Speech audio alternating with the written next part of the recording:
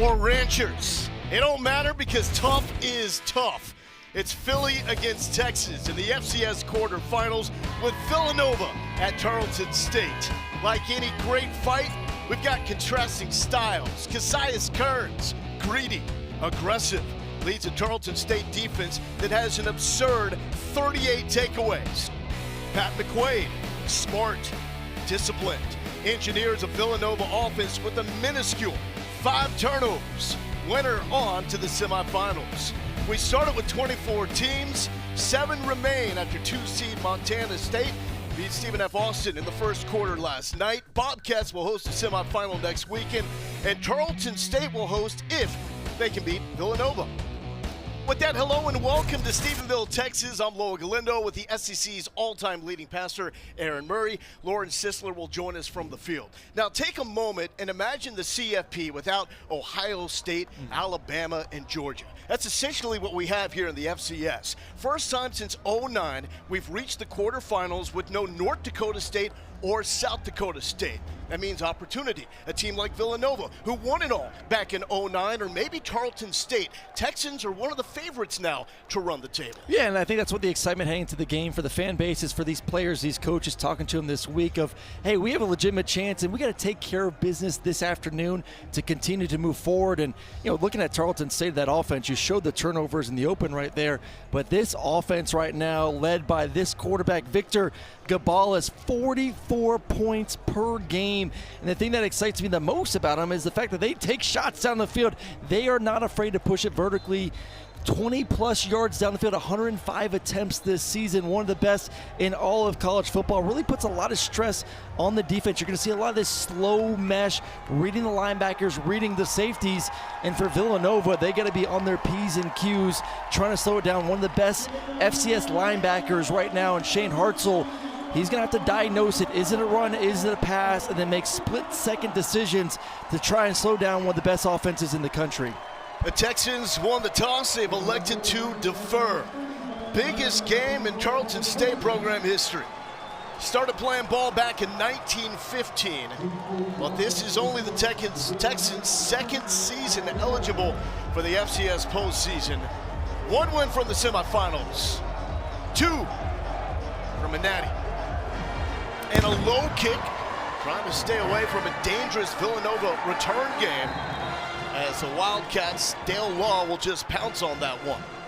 Well, this is a resilient Villanova offense. 10 straight wins despite losing an All-American center and all-conference running back in that streak. Pat McQuaid, the poster child for a smart, not scared offense.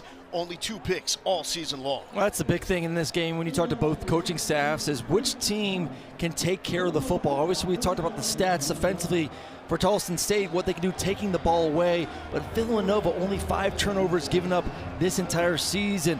They want to run the football, easy access throws, but protect it's going to be the key this afternoon. McQuaid with the quick toss to Braden Reed, only a true freshman. This is the man that had the game-winning score in the final 3 minutes last week as Villanova went to Lehigh and knocked off the number 5 national seed. Not big, 5'9", 180, good little slot receiver, and man, just has come in here as a true freshman and impressed his coaching staff with his knowledge. He's a coach's son. His dad coached him in high school, but understanding of defenses, offensive structure, and then go out there and executing at a high level. 2nd and 1. McQuaid will keep. He's got a seam sliding down to the 45-yard line, and yes, this signal is correct. First down, Cats. Well, it's going to be the interesting thing for this defense. Wants to play a lot of man-to-man coverage. Well, when you play man-to-man coverage, a lot of eyes are on, obviously, your attendant receiver or tight end or running back. It's not going to be on the runner. So advantage to a team like Villanova that wants to use their quarterback in the run game. Going up against a Texans defense that is ruthless. They would take a football from a toddler. 38 takeaways, 10 more than any other FCS team. And that is popped up and dangerously close in the ballpark of Ty Rawls, who was thinking about takeaway number 39. Well, perfect read, man-to-man coverage. You're going to get what I call the low hole player, the rat player, the linebacking spot to move with the play action.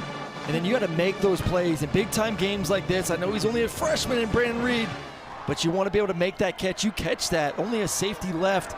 Could have been an explosive. Wildcats did not score in the first half last week against Lehigh. Isaiah Ragland tries to lower the shoulder, and it stood up after the 1-yard gain. Devin Sterling is there for the number 10 scoring defense in the FCS. A legend on the sideline for Villanova, Mark Ferrante.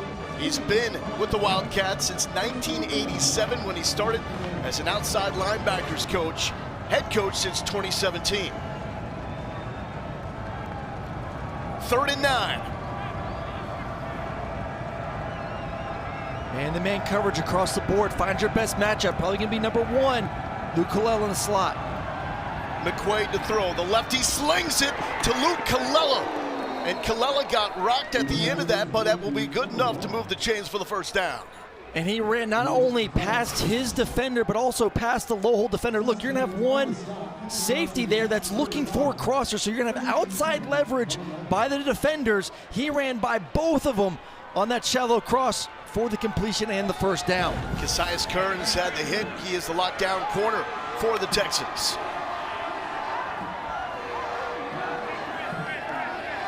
But Nova is on the move.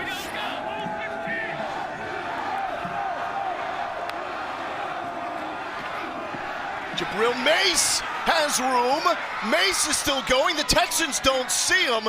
And Jabril Mace totes the pill inside the 10-yard line. Well, this is going to be a perfect example. If you want to play man-to-man coverage, look at all the DBs. Their backs are towards the running back. They're just running off. It's an easy block for the receivers. Could you just tell them, hey, just run a go route. You don't even have to block. Just go. And what your action will take care of it. There's no one left as Mace is able to get into the red zone with a nice run. 28-yard pickup for Jabril Mace, the 4th most rushing yards nationally since the start of November. He's had to be huge with no David Abbott. Lead back that is out. McQuaid thought about it, eludes the rush, tries to turn the corner, delayed pitch, can't do that! Takeaway 39 for Tarleton State. What was Pat McQuaid thinking? Oh, I don't know, trying to make a play. He's a lefty going to the right side and then tries to push it late. There's a flag late, so maybe McQuaid ends up getting saved right now with a penalty. But we talked about this quarterback does not make mistakes, and right there critical in the red zone. Ineligible player downfield, offense number 76. A penalty is declined. First down, Tarleton State.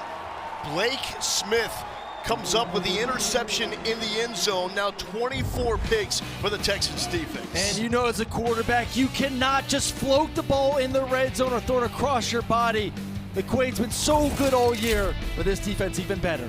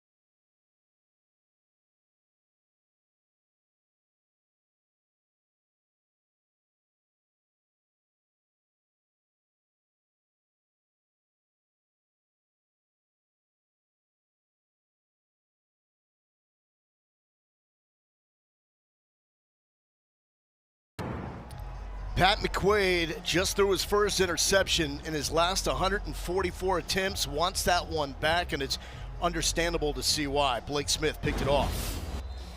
Just bad. I mean, the drive was perfect. You're running the football, a couple nice passes, the 3rd and long on the deep cross to your top receiver for the first down.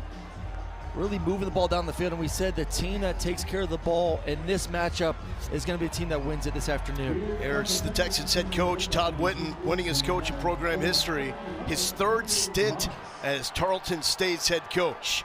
His offense is the highest scoring offense in America at 44 points per game. And no quarterback takes more downfield shots than number 11, Victor Cabales. Slow mesh concept. Here's one of those downfield shots right into the breadbasket. Peyton Kramer trying to haul, and he does out of the gate. 80 yards for Peyton Kramer.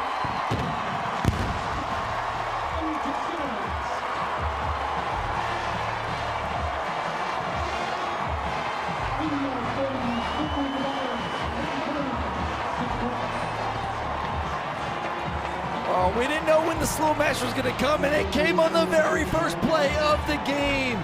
This is why you run it. You get safeties put in such a predicament. Do they want to come up to stop the run, or do they need to stay back? And it just takes so long. And Victor Cabales does such a tremendous job putting the ball in the belly of the running back, pulling it out, and then a perfect throw on the post route to the outside. As we take one more look on the way out. This team throws it down the field more than anyone else in the country, and they're doing it early. First play of the game.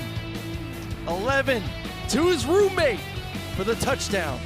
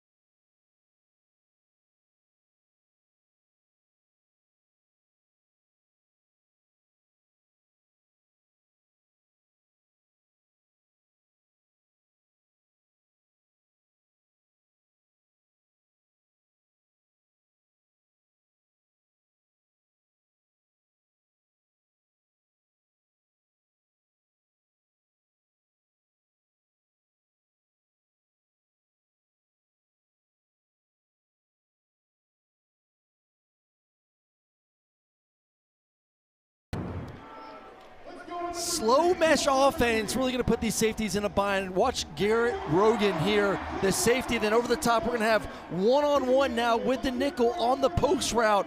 And this nickel defender is expecting to have support from the safety. The safety comes up with the slow mesh, one-on-one, perfect route from Payne Kramer, and then an even better throw from Victor Cabales. And that's how you score an 80-yard touchdown to get things going for the Texans. Longest completion for Cabales all season long. Let's see if the Texans stay away from Jabril Mace.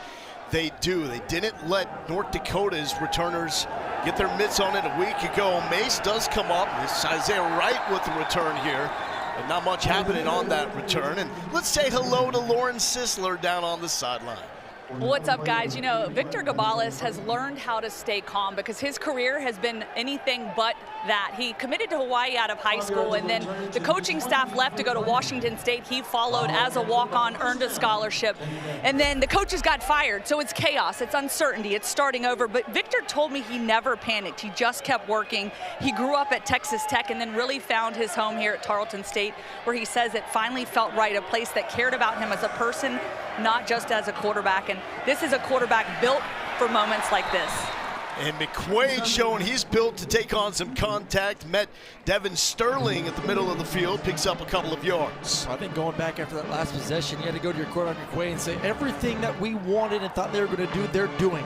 They're playing man-to-man coverage. We're going to have to beat them with some slot slants and seam routes. But then running the football, we just cannot make mistakes, especially inside the red zone. And just such a gut-wrenching turn of events for the Wildcats. Got into the red zone. McQuaid forced to throw through a pick and nearly threw a second one right through the hands of Sterling, who's had an active start to this game. And immediately after that interception, it was the 80-yard bomb to Peyton Kramer. That's how quickly this game can change. We're seeing early on right now why this defense on the season has now 39 turnovers, 24 interceptions, almost 25. Mixed it up. Usually we see a lot, you see a lot of man-to-man coverage. That time they dropped into zone perfectly underneath the curl route. Villanova on a 10-game winning streak. In that stretch, 20 touchdowns, just one pick for McQuaid. That changed on the opening drive. 3rd and 6, McQuaid flushed. Will scramble, cannot get away from the Texans defense. The purple and black swarming. And Pius Jenga is there to make the stop, his 3rd sack of the season. Well, they're swarming because there is absolutely no one open down the field. Aggressive bump, man-to-man coverage by the secondary players, and no one was able to get off any sort of press on the outside. McQuaid's trying to find a gap then to run the football, and no luck, and a nice 3 and out after that 80-yard touchdown. Luke Larson, the 33-year-old punter, has it blocked, rejected by Omar Emmons. And the Texans have the football inside the 15. Oh my. We get the slow mesh offense, and then we have the slow punt, and just waited way too long to get the ball off his toe, giving Tarleton State the ability to get in there, get through the wedge, and then really does not a good job blocking up front by any of those 3 offensive players. And Emmons able to get that right hand in between to block it, and now all of a sudden, worst case scenario for Villanova. His defensive coordinator, Tyrone Nix, says Emmons has the best hands when it comes to forced fumbles. Shows it off there for the punt block. Gabales set up. Here's Tylen Hines with his stiff arm, still fighting inside the 10. Tylen Hines dislocated his elbow on the 5th play of the season. He was supposed to be the lead back. Trey Page then took over, and the freshman became one of the best freshmen in all of the FCS. He got hurt, had surgery on his foot. They went basically a week with no true running back until Hines made his return, and Hines has been a force, back-to-back 100-yard games. And a flag is down. Gabales in the double coverage, thinking that is a free play, looking for Trayvon West. They're gonna get a free 5 yards. Nice job utilizing the hard count there. Don't always like using the hard count inside the 10-yard line offensively. Offside, number 91 of the defense. Half the distance to the goal, still 2nd down. And we get 2 defenders to actually jump, and I said I don't necessarily like using it inside the red zone because you don't want to back yourself up at all. A little risky there, but it pays off for the offense. Caleb Lewis, the power back now in to Gabales' right. Texans so far without their leading receiver, Cody Jackson. And Lewis nowhere to go. Shane Hartzell met quickly. It's a Villanova defense It essentially plays with 3 interior linemen, tries to funnel the activity to Hartzell and his running mates at linebacker. Well, they're going to play a head-up nose and then what we call 2-4-eye technique. So the four is over the tackles. They're going to play inside of those tackles on the outside. Daniel Greek now checks in. He's had to start games with Gabalis having injury concerns the past couple of years. Did not think about transferring in the offseason. So the coaching staff designed this package for him to rumble, and he's a big boy, 6'5", 230. So that's on a 3rd and 3, and it will set up a 4th down. And Gabalis hesitated on the sideline at the 20-yard line. It looks like Greek will stay out with the offense. I like this play right now. You said it, 6'5", 225, get downhill. This is what this defense over Villanova is built to stop. That inside zone, the inside lead run game. Danny Joyner tight end in the backfield with Greek. Greek will follow Joyner. Second effort, I don't know if he got there. Was he elbow down? The ruling on the field says it was. As it stands right now, it looked like a 4th down stop, but officials signaling 1st down. 1 yard to gain, big 6'5" quarterback, just short of the end zone, but plenty of yards to gain to get the 1st down, and wisely keep him in there, and now you're gonna have 3 or 4 opportunities with a big 6'5", 225 quarterback to get in the end zone. Power set for the Texans. Greek all the way, too easy for the big man.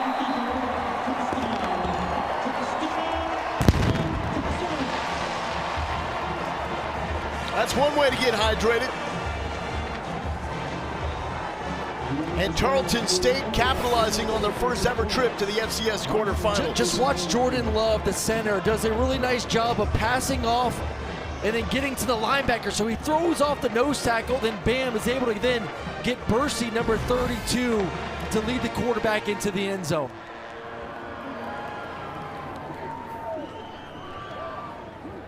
And just think about how this game started. Villanova with a brilliant opening drive. They threw an interception in the end zone, led to an 80-yard touchdown pass. Next drive for Nova, a block punt. Texans are able to catch that in with Daniel Greek rumbling, stumbling, and it's 14-0 Tarleton State.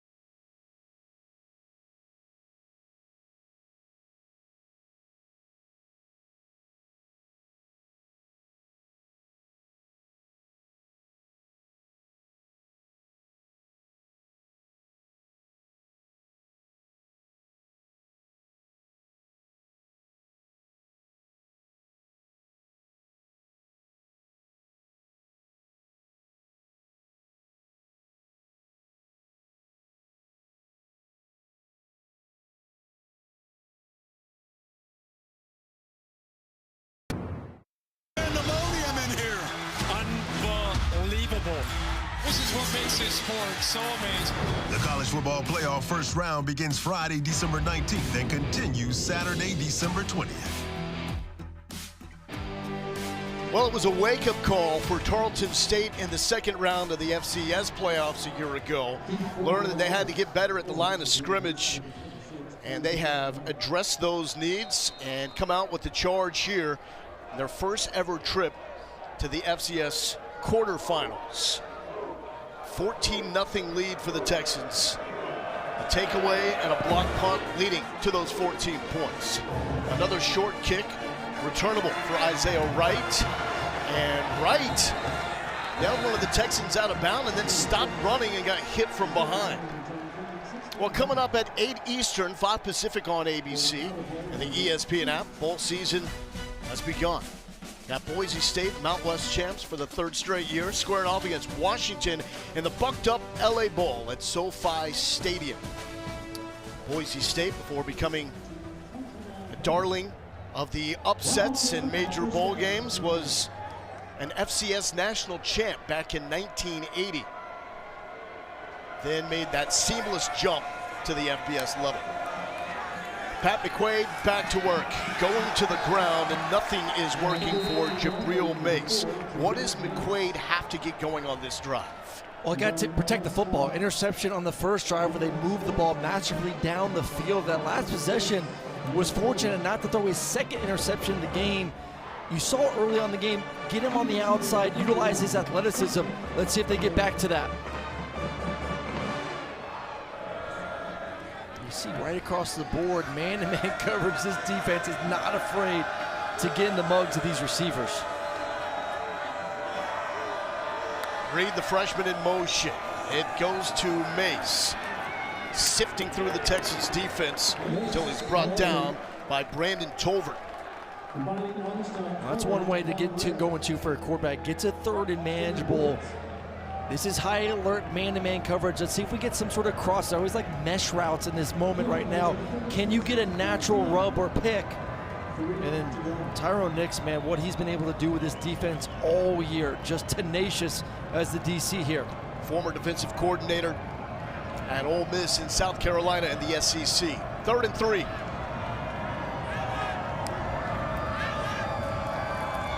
And that is caught, but rocked is Braden Reed. Goodness. Bam Smith and Jaden Albert getting their money's worth.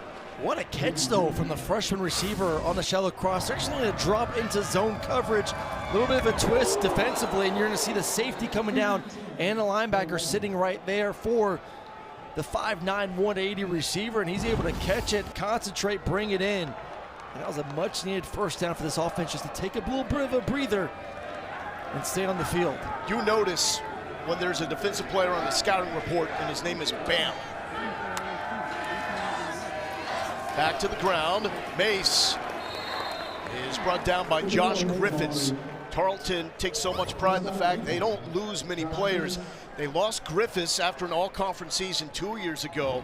He goes to Oregon State, didn't see the field last season, jumps back in the portal, comes back home here to Stephenville. And it's worked out beautifully for him and his defense. And this is a defense, too, in the entire football team. A lot of seniors, a lot of veteran players.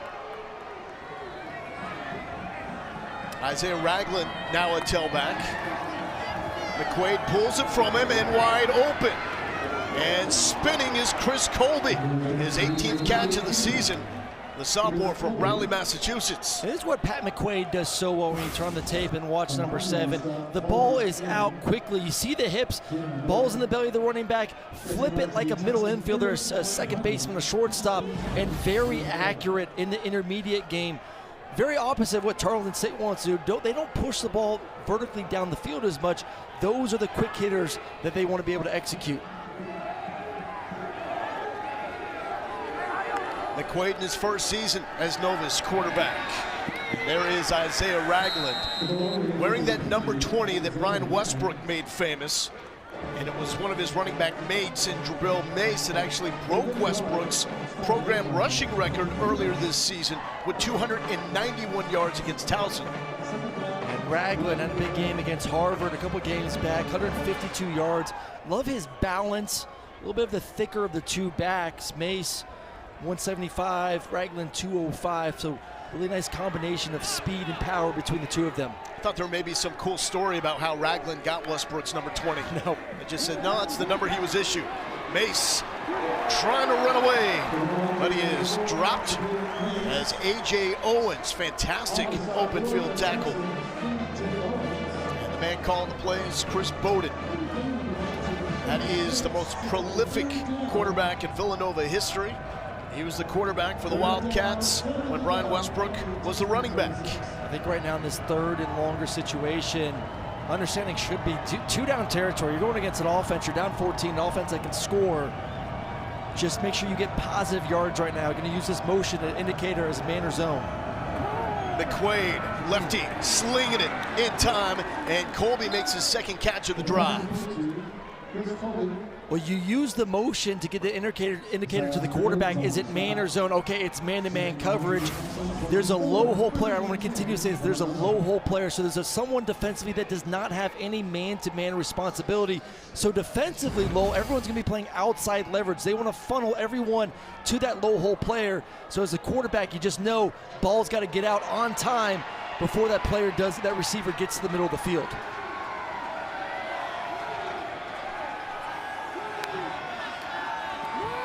Mace with the carry. Mace cannot find any green turf to run through, and it's a stop right there at the line. As we'll bring up the 10th play of the drive. James Turrentine was there. Well, this is an offense that no matter what's going on in the run game, they're going to stay committed to it. Last week, only 27 rush yards. It's the fewest amount of rush yards they've had in a win over the past 30 seasons, but they did not get away from it. They understand that the RPO game, the play action game, you have to stay committed for all 4 quarters. Went a lot more empty with players in motion last week. Concepts that they hadn't really run in a few seasons. Try to get a spark. McQuaid, pressure in his face, dumps it to Mace. Mace to the 20-yard line. Could have got more, but another fine tackle by Jaden Aubert. And Antonio Johnson, the tight end, out on the perimeter, 6'4", 260, leading the charge, has a nice block, but McQuaid goes through his reads, doesn't see anything, and then gets the ball to a speedy running back in space for a nice gain there on second down. 3rd and 5. Does Nova play this like they're working with 2 plays here? Not now. You're in field goal range. I would love to get some sort of points in the first quarter. Field goal kicking is shaky for Nova.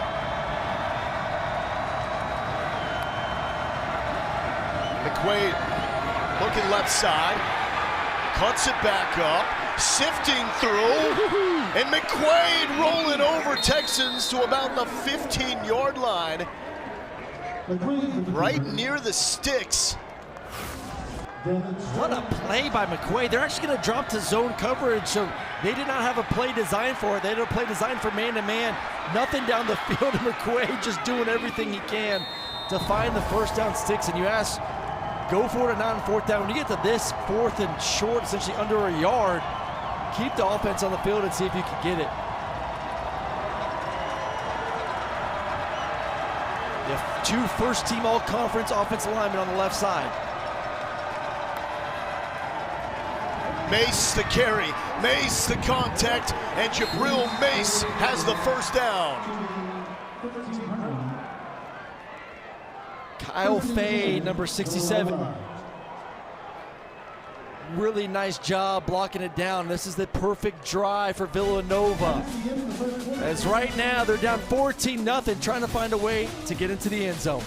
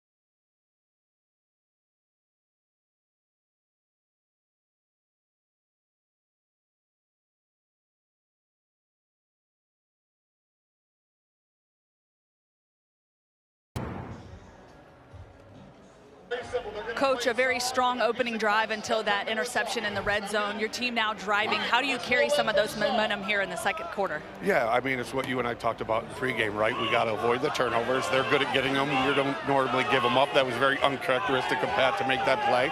And they have an explosive offense, and they hit us with explosive. So we got to limit the explosives. We got to take care of the football. And obviously, a block punt is like another turnover. So they got the turnover battle 2-0 right now. So hopefully we can punch one in and, you know, make a little bit of a comeback here. Thanks so much, Coach. Thank you. A 14-0 lead for Tarleton State, the number 4 national seed in the FCS playoffs. Villanova, the 12 seed. They just knocked off undefeated 5 seed Lehigh. Isaiah Ragland. 1 yard gain on first down after Nova went for it on 4th and short and converted. Unbelievable to think that Tarleton has a 14-0 lead when you look at the time of possession. Yeah, Nova over 12 minutes of possession. Tarleton State only 248, only 6 offensive plays for the Texans, yet they're at 14-0 right now. That's what happens. You have an 80-yard touchdown and then a blocked punt where you get it inside the 20-yard line. Winner moves on to the FCS semifinals. McQuaid, who threw an opening drive, interception in the end zone, is engulfed by Josh Griffiths, his second standout play in the early goings of this contest. Omar Emmons, number 4, he's kind of a hybrid between a safety and a linebacker. They've moved him around. He started his career at safety, then they moved him more to that nickel position. 5'9", 170, but he's in the slot right there, manned up, and does a tremendous job. Pat McQuaid wants to get to the slot receiver and just completely blanketed by number 4. Has to pull it down with a loss of yards on the run. 15th play of the drive.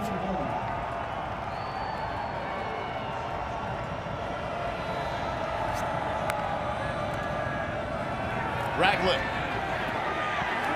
Not going to work. Brought down by Bam Smith.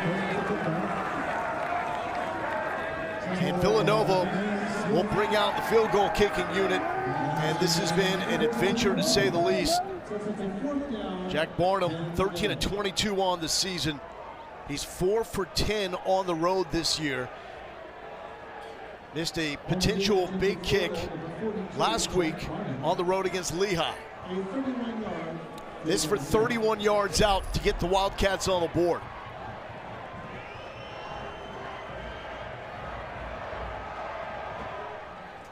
And it's going to find the right side of the upright to get Villanova on the board. 14-3, Tarleton State leads Nova here in Stephenville, Texas.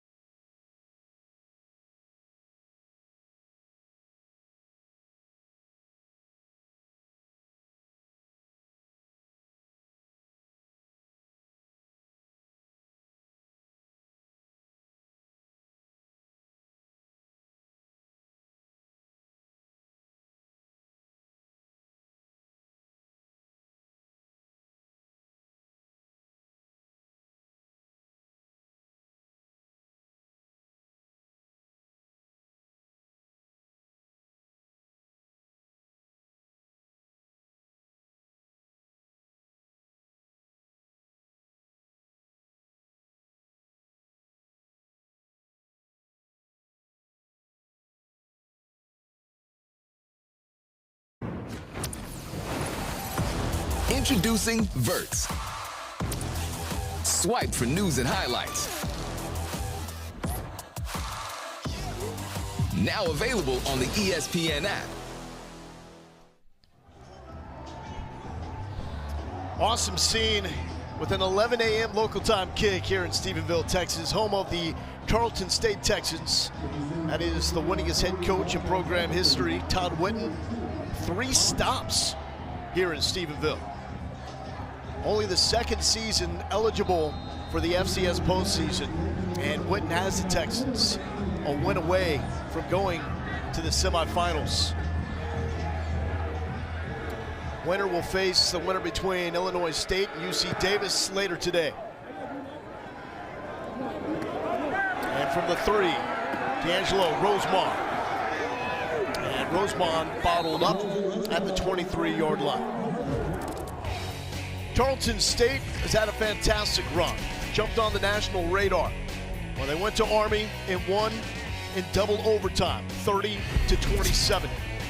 Had a 9-0 start to the season. Their rival, Abilene Christian, finally got them on November 1st.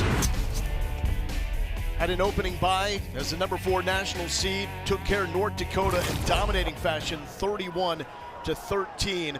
And in that performance, the offense actually didn't start all that well. Off to a much better start here with touchdowns on the first 2 drives. Cabales picked off. Intercepted by Anthony Hawkins. Reversing field and is drilled at the 45-yard line. Part of Cabales' game that he's really cleaned up. However, that is his 5th interception in the last 5 games. He just floated backwards, just not very good footwork, and then throws it clearly over the receiver's head. And look where Hawkins is. He's going to come all the way across the field to make the play. So I think as a quarterback, you're saying, oh, I got all this green grass. Doesn't see Hawkins come from the other side. Nice job reading the eyes of the quarterback, going over there, and then making a much-needed turnover, getting a much-needed turnover for Villanova. Hawkins, just a redshirt freshman, but not flinching in the postseason. Had a huge 4th down stop in the red zone on the opening drive for Lehigh last week. Comes up with a critical pick that could get Villanova back in this game. McQuaid gives it to Jabril Mace, and Mace picks up a few yards before Sterling makes a stop. I want to go back to the time of possession right now. It may not show up. It's not super hot this afternoon here in Texas, but still, you're on the field for a long time, and the time of possession, as you see on your screen, over 14 minutes right now. That is going to start to wear on this defense, maybe end of this quarter, definitely into the second half. Strength of the Villanova offense, the offensive line. All 5-year starters, multi-year starters for Mark Ferrante. McQuaid with the screen. It's set up beautifully. Jabril Mace, he's got a big body out in front, won't need it. Takes it down to the 27-yard line.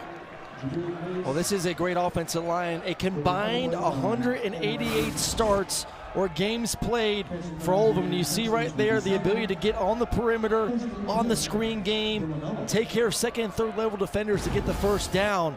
But man, they've leaned on this offensive line all year, and they're gonna have to continue to lean on them here this afternoon. Got shut out in the first half last week against Lehigh.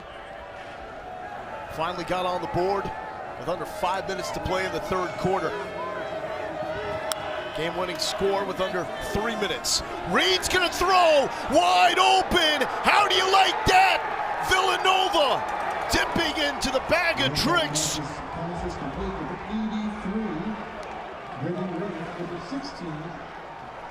Lucas Kopecki with the 27-yard touchdown off the throw from Braden Reed. Perfect time to bring it, just got the first down. Everyone's thinking run, run, run. And then the ball hung up there for a little bit. I was a little nervous because Kopecki did a nice job of kind of faking like he was blocking, and then bam, gets on top of the defender and was just waiting for like a punt return. And all of a sudden now, turnover. Blocked, extra point, scooped up. Tarleton can try to return this for 2. Kearns finally brought down, and just when Nova has some momentum, maybe the Texans steal some of that back. Well, still, to get an interception and then now a touchdown, all of a sudden you're down 14 points. Things aren't going well. You're on the road. But now Villanova, with a little trickery, turns into a one-score game.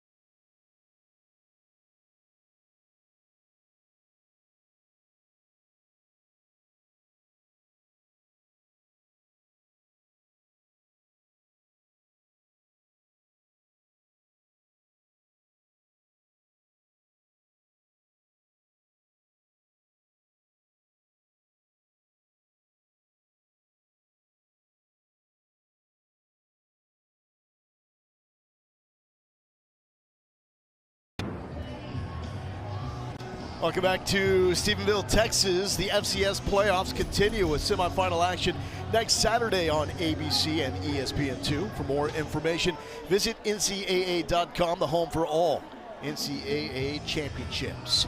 Tarleton State knows if they win, they get to host a semifinal here. But what a playoff this has been with that shocking upset.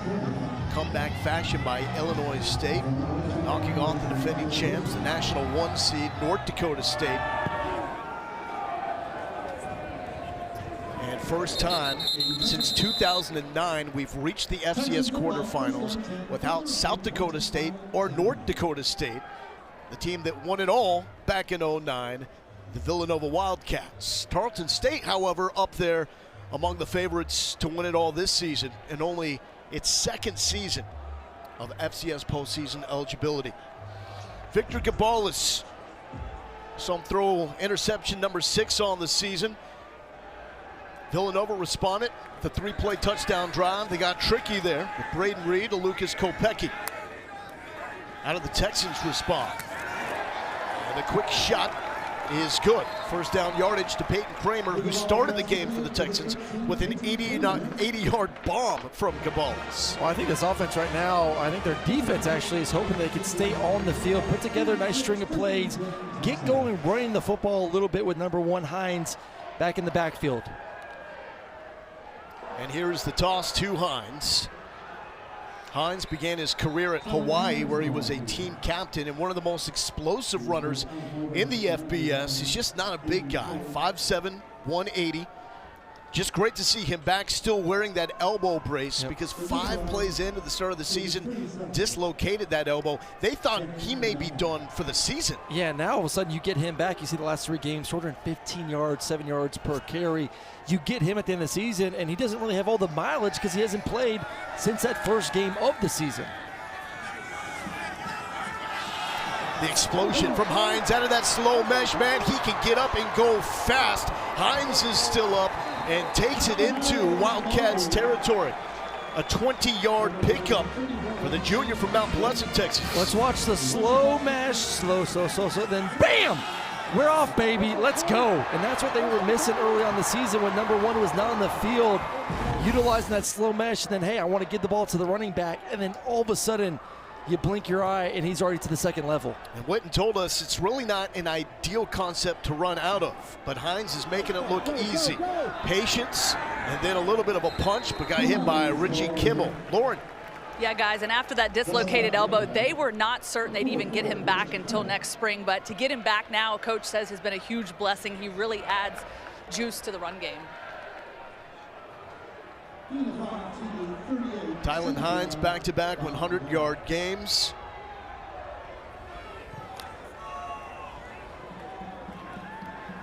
Gabalis pressured, makes one man miss, will not make the second, and the third dude clobbered him. Shane Hartzell was the man to wrap him up and then set up another Wildcat defender, Kimmel, to rock him. Well, it's going to be Bursey on the edge coming to the inside. You want to be able to stop the slow mesh.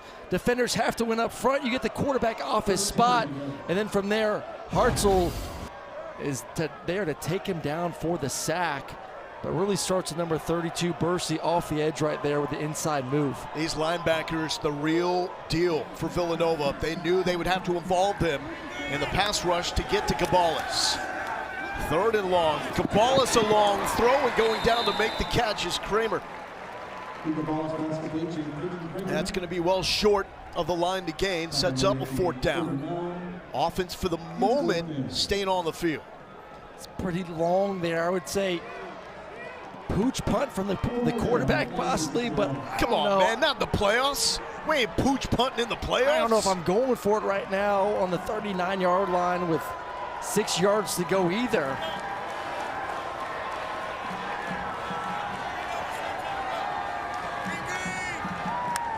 Putting it in the hands of Gabalis, who swings it low to Tylen Hines.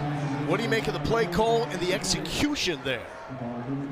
One, I thought they should have put the football in the first place, but two, the execution was horrible. The ball at the feet of the running back, and if he catches this, he's one-on-one in open space to see if he can make the first down.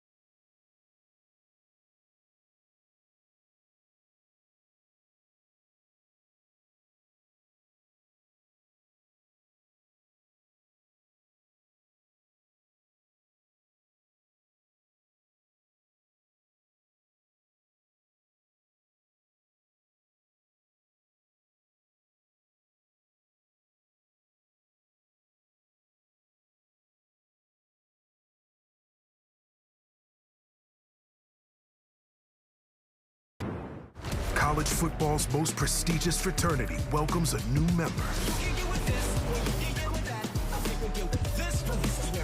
The Heisman Trophy ceremony presented by Nissan, tonight at 7 on ABC. Tarleton State defensive coordinator Tyrone Nix and the rest of this Texan staff, big fans of Diego Pavia. Why, you may ask? Well, the core of their defense, JUCO players who got an extra year of eligibility before this season because of the Diego Pavia ruling.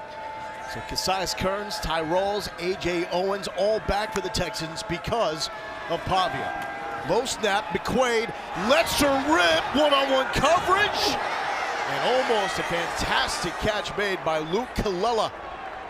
Giovanni Melidor in coverage. Well, Melidor was stride for stride, but a really nice throw by McQuaid. They do not throw the ball vertically down the field often. Only 17% of the passes this year have gone over 20 yards.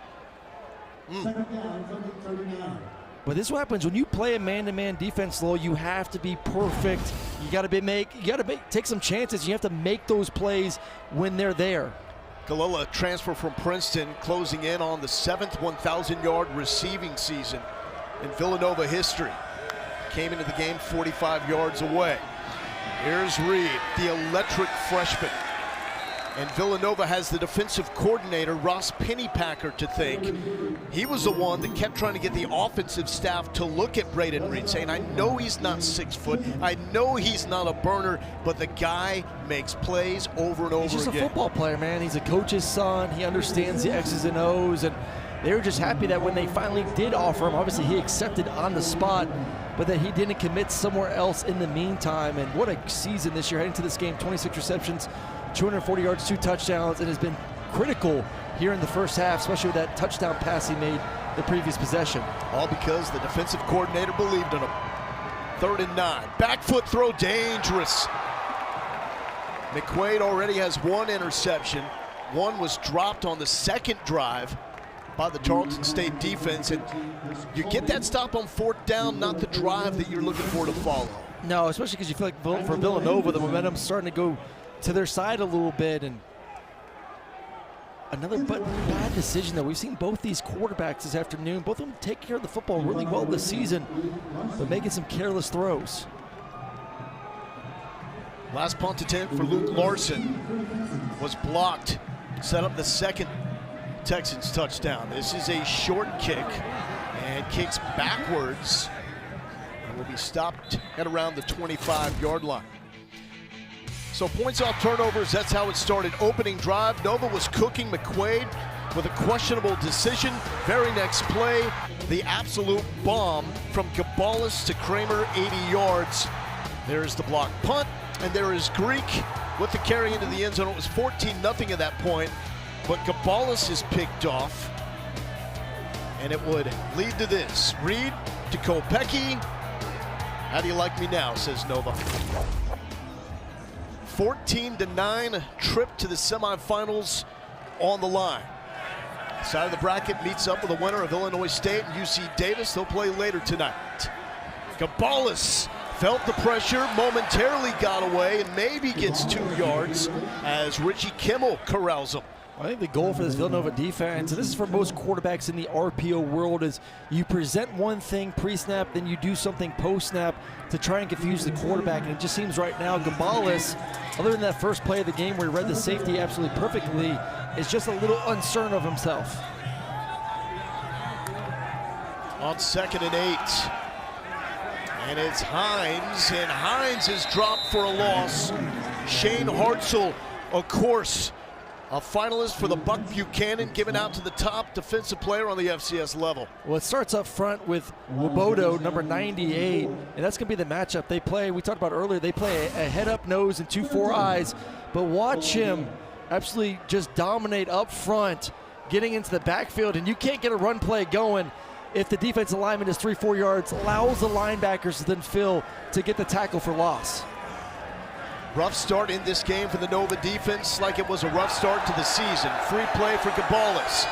Gabalis wants to take his shot. Double coverage. Oh, Hawkins dropped it, but it was a free play with Villanova clearly offsides.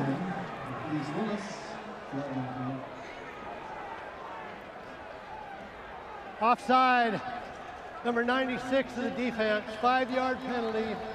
It's still 3rd down. Ugo Wotite was offsides.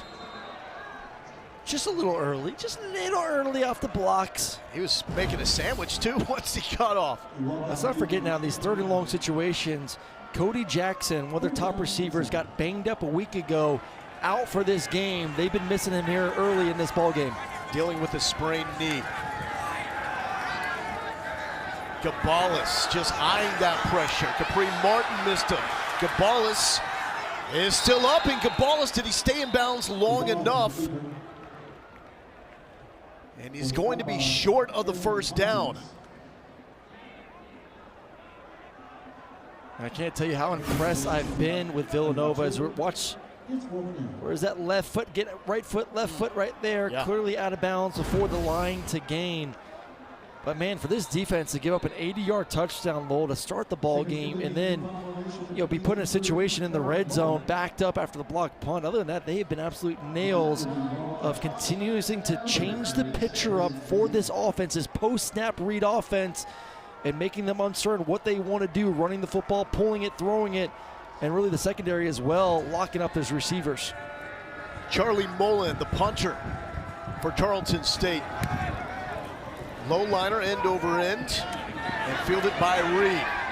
One of the top run returners on the FCS level. Picks up a couple there. So the Villanova Wildcats lost 2 of the first 3 games. Got spanked in Happy Valley by Penn State, 52-6. Then lost to Monmouth, 51-33. But they've ended the regular season with 8 straight wins. Got a number 12 seed in the FCS playoffs. Opened up by crushing Harvard. They were ready from the jump. And then a sluggish start against Lehigh. Trailed 7-0, but were able to come back and get that win. And you talk about this Villanova defense, only the second team since 2013 to hold their first 2 playoff opponents to 7 points or fewer in a win. So they have been locked in. Now it's time for McQuaid, and McQuaid is dragged down. The stop is made by Ty Rawls, big hitter, JUCO transfer out of Alabama. All of a sudden, you're trying to see Tarleton State really already an aggressive defense, but second, third level defenders playing within 10 yards of the line of scrimmage. We did see Villanova take a shot down the field, previous possession on a go ball. Let's see if they can create some more explosive plays through the air if this defense wants to continue to be ultra aggressive.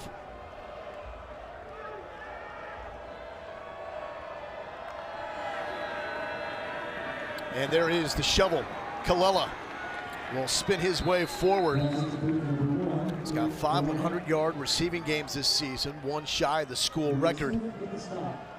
We talk about the middle 8, and Villanova got the ball first. They would love nothing more to continue to run clock here, try and get some points before halftime, and not give Tarleton State the ball back, knowing that the Texans get the ball to start the second half as well. So no real rush offensively.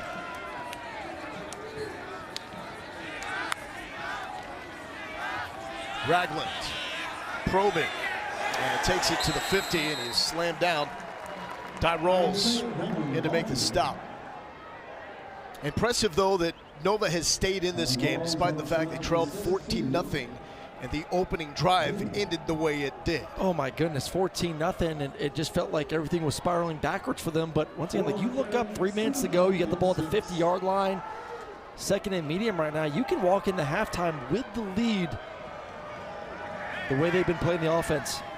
Under 3 minutes here in the second quarter, Stephenville, Texas, home of the Tarleton State Texans, and there is movement on the line.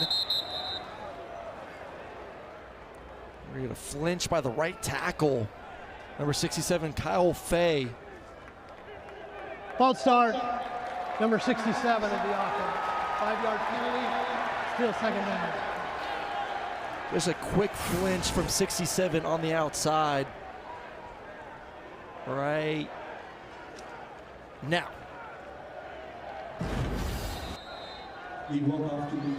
Offensive line that's had to overcome adversity. They lost Jake Picard, All-American center in week number 5. Quinn Whalen has done a fantastic job taking his spot. Also played some key snaps in the playoffs for Nova last season.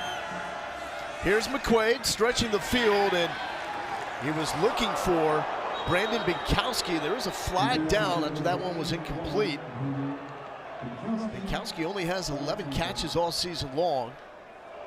Going against one of the best corners in the country, and Cassius Kearns one-on-one, and Cassius just gets too much jersey, grabbing on that outside, out-breaking route.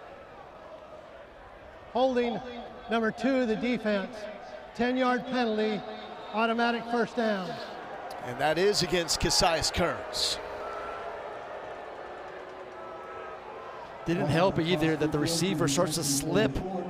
Binkowski at the top of his route probably made it look a little worse than it was, but definitely some tug in there from Kearns warrants the penalty. Fresh set of downs from the 44-yard line, plus territory now for Villanova. Pat McQuaid, first-year Wildcats quarterback, has Chris Colby. Colby has the sideline, and Colby looking at a breakout performance, 19 yards, and Colby on the game, up to 3 catches. Well, watch these defenders. You're going to get a mesh concept, but they're going to run into each other. They're trying to communicate. They're trying to pass off these receivers. And that's why anytime you get man-to-man, expect lots of these crossers, forcing the defense to do a little bit too much. Colby was buried on the scouting report for these Villanova receivers. Only 17 catches coming into the year. He's got 3 in this game in the first half, as Robert Rios is the injured Texans defensive player that is down. Villanova, a team with a lot of experience in postseason play. Mark Ferrante has brought them a lot of that. He was an assistant coach when Nova won it all in 2009. In the tournament for the 5th time in the last 7 seasons. And making his 3rd appearance as a head coach in these FCS quarterfinals.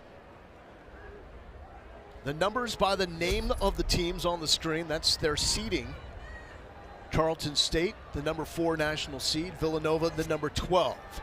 Wildcats enter this game with 10 straight wins, their longest since 12 straight in 97. Just knocked off the number 5 national seed Lehigh on the road.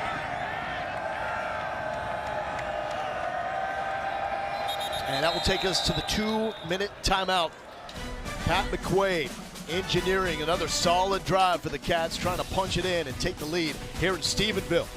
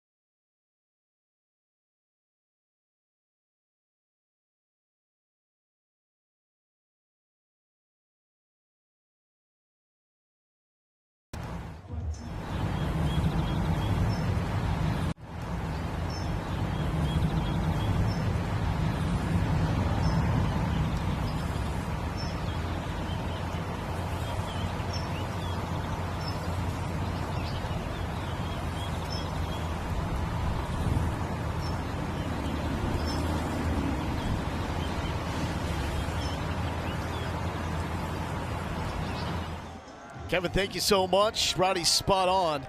After that 80-yard bomb from Cabales on the first play for the Texans, he's got 18 passing yards total. Meanwhile, Pat McQuaid had that bonehead play on the opening drive, interception in the end zone. Outside of that, it's been brilliant. McQuaid lofts this one. Tremendous adjustment made by Reed, but that throw was dangerous as well. It was, but it's man-to-man coverage, so you know the defender's looking at the receiver. You're just hoping the ball obviously doesn't get tipped up in the air and someone else come in to make the play. but definitely trying to fit into tight windows. But you know when you face a defense like this, there's going to be some tight windows, and you're going to have to be able to put the ball up and allow your receivers to go out there and try to make some plays for you as a quarterback. Reed, the man with the lone passing touchdown for Villanova, found his fellow receiver, Lucas Kopecki.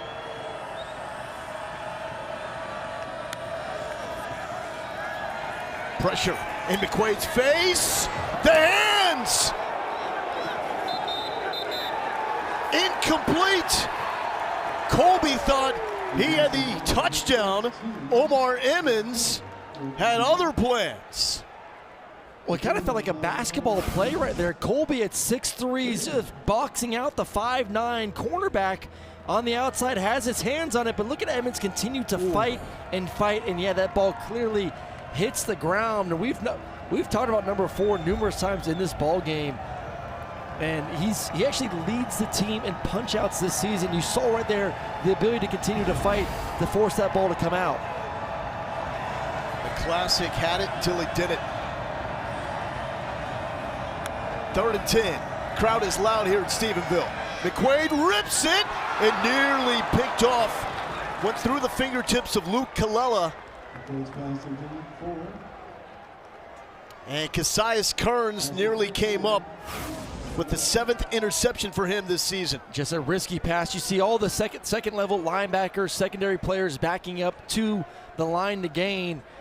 And you have 2 in-breaking routes that end up being almost on top of each other. Ball's just off, and those are the ones we talk about. The tip passes are the ones that really scare me against this defense. 42-yard field goal attempt for Jack Barnum. He's made from 31. And off the boot, it looks good, and it is. So Jack Barnum has had all sorts of issues kicking on the road, yet he's 2 for 2. And it's a 2-point deficit now for Villanova, despite the fact they trailed in this game 14-0. Well, we've got a quintuple header in college basketball coming up later today. Memphis, Louisville, Kansas, NC State. We wrap it up with UCLA and Gonzaga. Man, the Zags looking really good. So what they did to Kentucky last week. Did you just think of quintuple before you said it, or was that last night going through this? That no, you thought I read it off the card. I don't even know what quintuple means. Is that a place? Is that an idea? It's an ESPN special. That's what it is. Oh, it's 5. Ah. Gotcha. Quarterfinal round here in the FCS. Tarleton State led 14-0. Opening drive interception. Victor Cabales on the first play for the Texans. Hit Peyton Kramer for an 80-yard touchdown. He has only 18 passing yards since then. Really, the game-changing play was engineered by a freshman, Anthony Hawkins. Safety for Villanova had the interception that set up that trick play touchdown. Rosemont takes it out to the 25-yard line.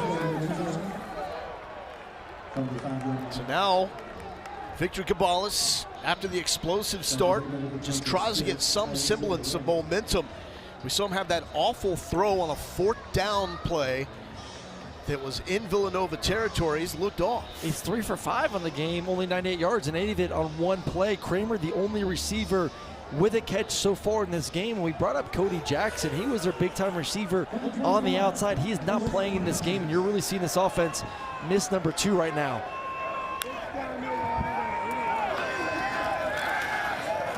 Cabales throwing on the run. Willis broken up at the last possible moment by Newton Essien. Well, Willis is the replacement for Cody Jackson. They weren't sure if Cody was going to be able to play. They would be rotating back and forth. The one thing number 7 does have is speed. He was able to get on top of the defender right there. But Victor, let's see if he gets there early. Maybe a hair. I don't mind the call. I always hate those super short back shoulder throws where the defensive player gets called for the PI. I think a good no call. Marquise Willis, the younger brother of NFL quarterback Malik Willis. It is a deep receiving core for Cabales. Pressure was picked up off the fingertips of Kramer, his roommate. Right now, Victor Cabales just looks so uncomfortable in the pocket. Watch this. He almost double hitch. His feet are everywhere.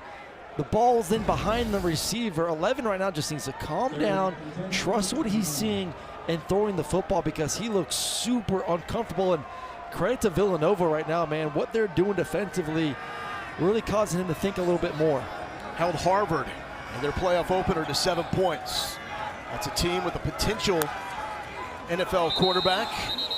And then Lehigh, a team that was rolling last week, also held to 7 points. A team that was undefeated until they faced Villanova. And that's going to back up Tarleton State. Infraction, number 63 of the offense. 5-yard penalty, still third down. And Aaron, just to reiterate, this game started as good it possibly could have for Tarleton State and as poorly as possible for Villanova, but it's entirely flipped. It feels like it's Villanova's game, and right now, too, Villanova has an opportunity to get off the field and get the ball back with plenty of time to go, and all 3 timeouts remaining as well for the Wildcats.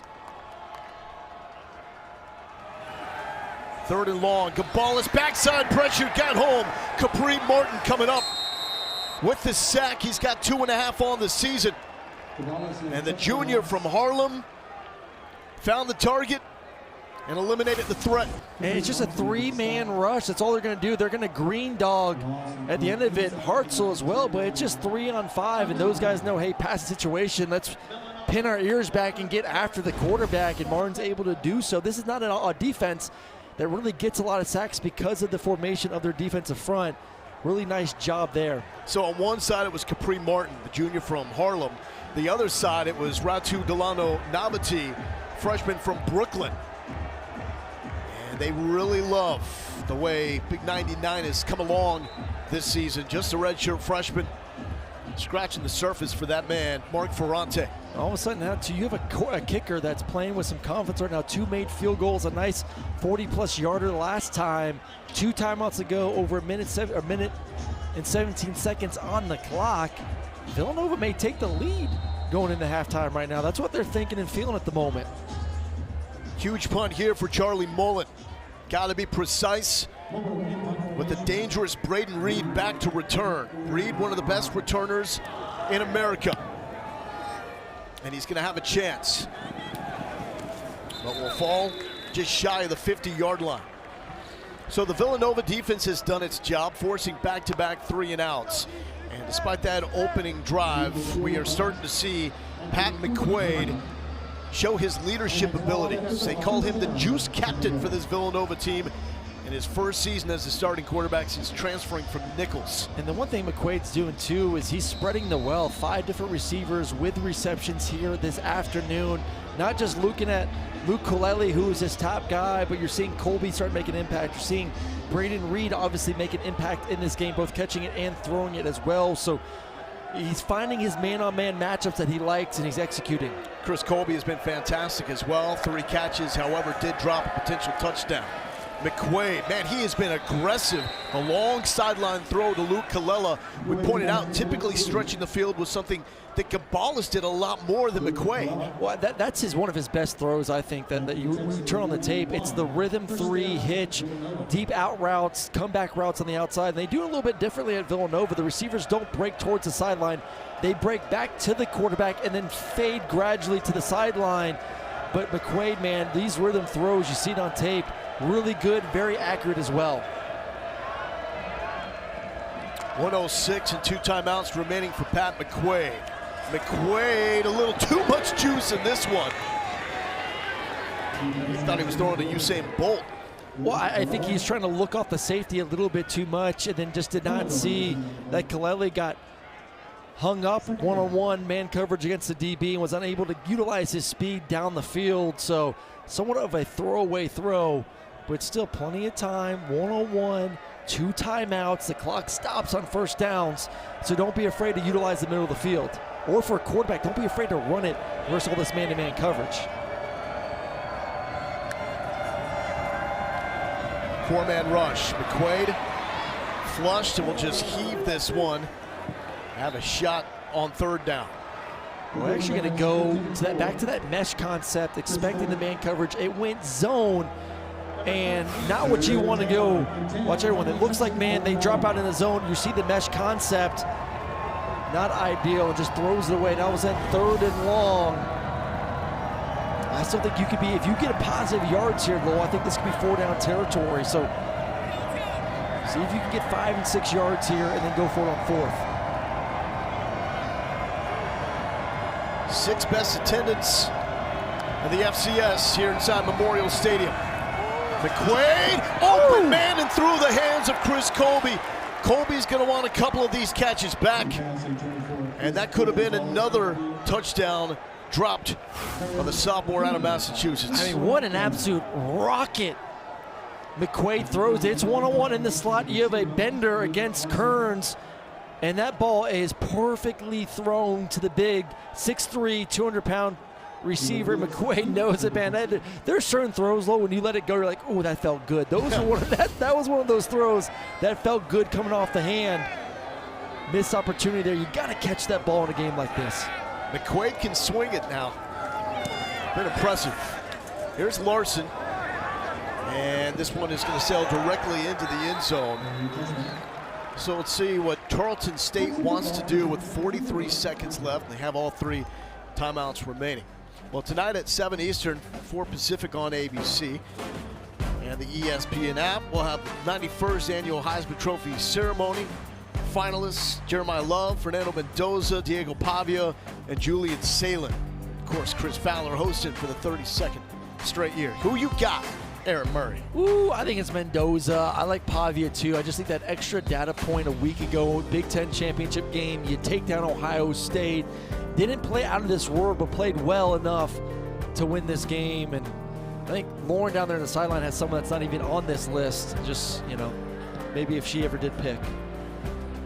Yeah, guys, I got to pick this year. Unfortunately, can't let you know who that is. Can't give you any insight just yet, but super looking forward to the show later tonight. Hines will be dropped for a loss. Omari Bursey read it and jumped it. I think this says a lot about what this coaching staff thinks of the first half performance of Victor Gabalis. You have over 40 seconds to go, 3 timeouts, an offense that can push the ball and score quickly. Yet they're deciding to run. I think they just want to get him into the locker room, calm him down, show him some tape, and see if he can figure it out in the second half. Who's feeling better at the break? Tarleton State or Villanova? Villanova all day is feeling better. The quarterback's playing with a lot more confidence at the moment.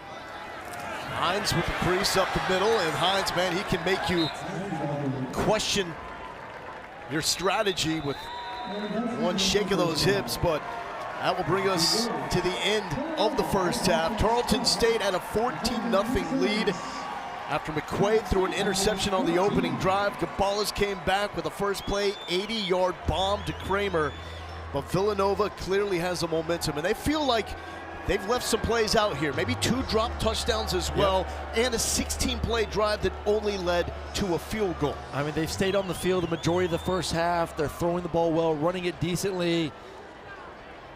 Let's throw it down to Lawrence Hisler. Coach, you guys came out strong, now a 2-point football game. What is the message to the team? What are you talking to them about in the locker room with key adjustments? Yeah, we haven't played very well after that early start. We're not protecting very well. We got to get back to kind of who we are. We've got to run the ball and utilize our RPOs, and we've not been able to drop back very well. I think our defense is hanging in there pretty good. We got to play better on offense. Thanks so much, Coach. Lowell? Sis, thank you so much. It's a Villanova defense getting after it. 5 tackles for loss in the first half, trying to clean back from a 2-point deficit. Kevin Connors now in studio.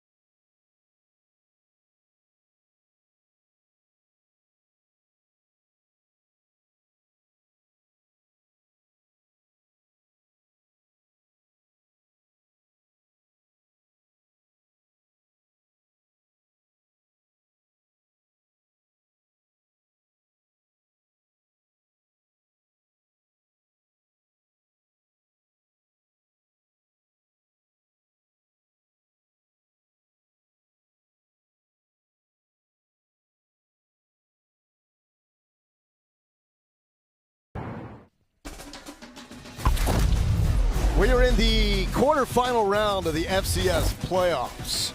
Winner moves on to the semifinals, and a fantastic matchup here is the number 4 national seed, Tarleton State, getting everything that Villanova's throwing their way. 2-point lead for the Texans, although really feels like the Wildcats have momentum in this game. Welcome back to Stephenville, Texas, home of the Texans. I'm Loic Lindo here with Aaron Murray. I mean, it really was following the script. We came on here talking about one team in Villanova that did not turn the football over. Texans so good at taking it away. Opening drive, Pat McQuaid, interception in the end zone, 80-yard bomb, and it's all Tarleton State. Not anymore. How'd this flip? Well, Villanova's, they're possessing the football. They're staying on the field. They're getting first downs. The defensively, they're doing what they've done this entire postseason.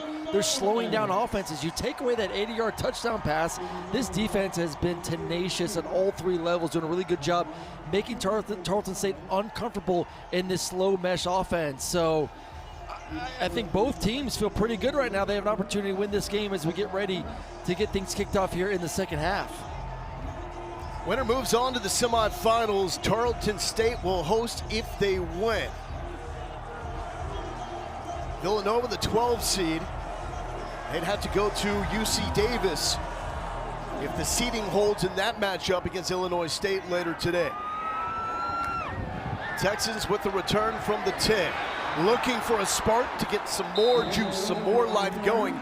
Because after that opening drive, Victor Cabales has not looked comfortable. I mean, this was picture perfect. The safety comes up, you get the one-on-one from your top receiver in the post route, and you throw it perfectly, but from there on out, it's just been very uncomfortable. This throw clearly over the head of the receiver into the arms of the secondary player for the interception. But credit to this Villanova defense, man. They're presenting one thing initially, then changing the picture, and right now number 11 is just not seeing it well at all. Cabales just 18 passing yards after that initial 80-yarder, and nothing happening here for Tylen Hines. Tarleton State also came into this game boasting one of the deepest receiving corps in the FCS. Only program in America with 3 players with at least 700 receiving yards. Took a knock when Cody Jackson was scratched before the start of this game. He's their leader in catches. He's out with a sprained knee. And in this game, Pate Kramer, the only Tarleton State player with the catch. Weaving through some traffic is Tylen Hines, setting up a 3rd and manageable. I think that's what you need to get going a little bit right now, is not so much the slow mesh game running the football, but just some design run plays for Hines to utilize his speed, get to some 2nd and 3rd, manageable down in distances, and take some pressure off your quarterback right now. Average distance to go for the Texans on 3rd down today, 9.5 yards. He'll take 4 right here. Cabales to throw, and Willis converts on 3rd down for the first time today for the Texans. Well, it's good to see someone else finally make a catch too for this offense. Willis coming in, backing up Cody Jackson, going to be the starter and full-time guy the rest of the way. Just a nice simple out route. Ball's on time, and I believe he got that left knee down in bounds. But number 7 is a speedster, had a nice 70-yard touchdown on the go route a week ago. 133 yards in that playoff opener against North Dakota for these Texans. Slow mesh to the play action. Cabales lets it fly. Willis, sideline with the grab inside the 15-yard line. We just talked about the go ball ability of Marquise Willis and his speed, ability to get on top of the defender, and back-to-back just confident throws. This is something we did not see. Besides the first pass of the game for the touchdown, we have not seen Cabales throw the football and feel comfortable, throw it with confidence. Everything seems to be moving in the pocket, backing up. Those last 2 low, he stepped into it, throw with some little gusto on those. 39-yard reception for Marquise Willis, younger brother of Packers quarterback Malik Willis. Right from the 15 now. Cabales will throw. And picked out of the air is Trayvon West. And the Texans respond with 6.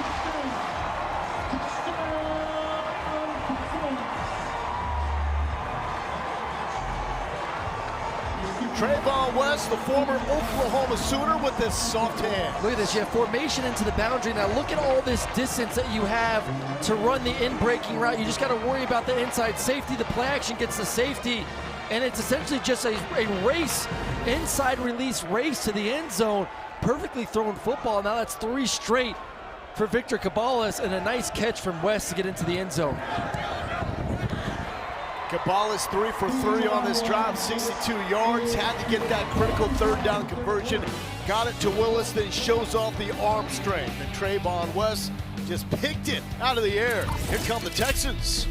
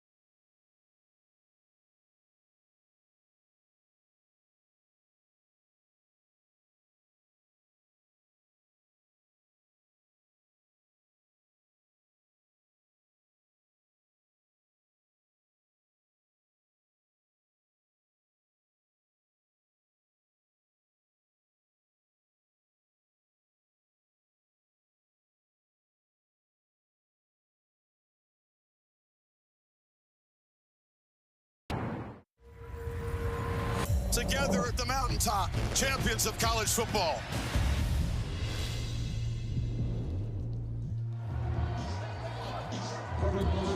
FCS championship will be in Nashville, Tennessee this season. Frisco, Texas, a longtime home of that championship game.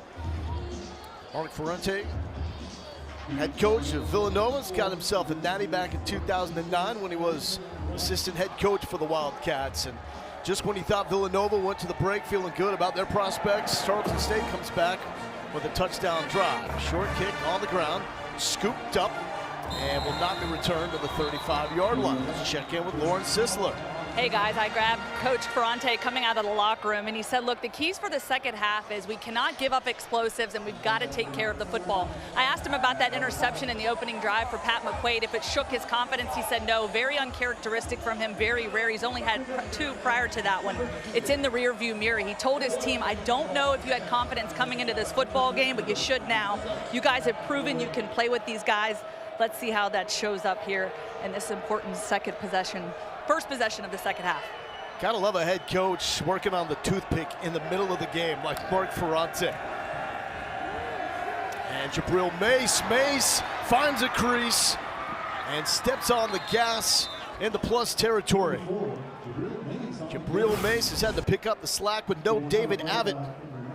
Well, he's running behind 2 first-team all-conference left guard and left tackle, and then sees the crease and takes off. He kind of felt a little slow mesh-esque there, taking something out of the Tarleton State playbook with the first play offensively for Villanova. Mace had 291 rushing yards against Towson earlier this season, breaking the legendary Brian Westbrook school record.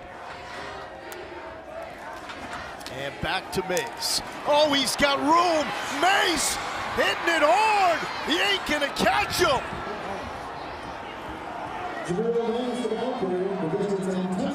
47 yards for Jabril Mace. That's back-to-back big-time plays. This offensive line getting out on the edge, doing what they need to do. It's an athletic offensive line. They like to pull players. Whalen, the center, getting around the edge. But, man, for Jabril Mace showing off the elite vision and speed, back-to-back big-time runs.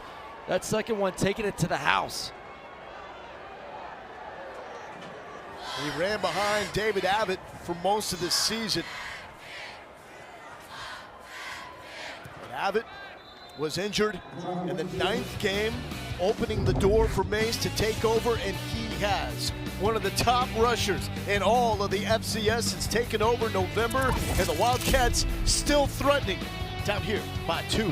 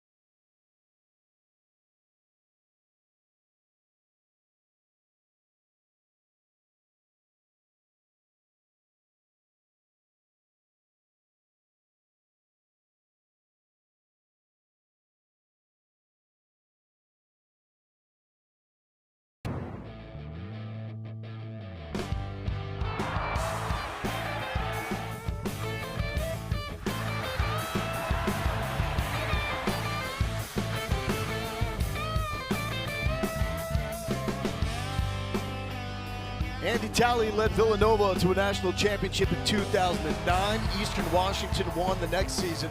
Then it became all about North Dakota State and South Dakota State. Those programs won 12 of the last 14.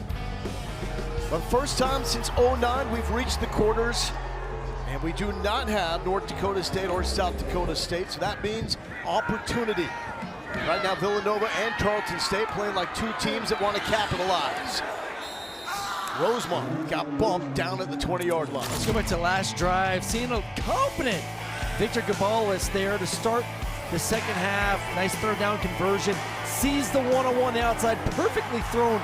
Little early Christmas present down the chimney there to Willis. And then the one-on-one slant to West. 3 accurate. But most importantly, the word of the afternoon for the second half is going to be confident. Confident, good base throws from number 11. Seeing a lot of really high-level football here in Stephenville. 27-7 all time, as the Texans starting quarterback has helped them usher in a new era of football with that transition from the D2 ranks to now D1 FCS football. And Tylen Hines with the carry and picks up 1 yard on first down. I think things that got going there on that first drive to start the second half was a couple runs, you get to third and manageable, you get that first completion to a new receiver. Only one receiver Kramer had to catch in the first half. You got the conversion, and then you took a shot right after that. So I still think at the end of the day, this offense is going to have to find a way to get creative in the run game with Hines. Gabalis to throw. And looked like it was tipped and incomplete.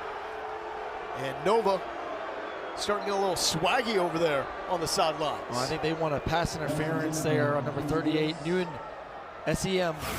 One-on-one on the outside with Marquise Willis. A little bit of, yeah, I mean, that is a clear as nut day pull on the outside. And a missed call, unfortunately, for this offense. Sets up a 3rd and 8. On the last drive for the Texans, they converted on third down for the first time in this game. Cabales will run, and Cabales, not having success, lost his footing and will be well shy of the sticks. Villanova got away with one there, going back 2 plays ago to the pass interference. Sends him a 3rd and long, and possibly had an opportunity if Cabales doesn't slip or trip. Looks like he stepped on one of his offensive lineman's foot. Maybe, but nice job by this defense. 3 and out, should get them good field position, and Villanova still looking to get their first lead of the ball game. 3rd 3 and out today by the Texans offense. #1 scoring offense in the nation at 44 points per game. And the punt is off by Mullen. Backing up Reed. Reed over the shoulder catch. Now inside the 15. Reed shakes free. Reed trying to make something happen and take it down at the 35-yard line. The man that threw the Wildcats' first touchdown pass of the day.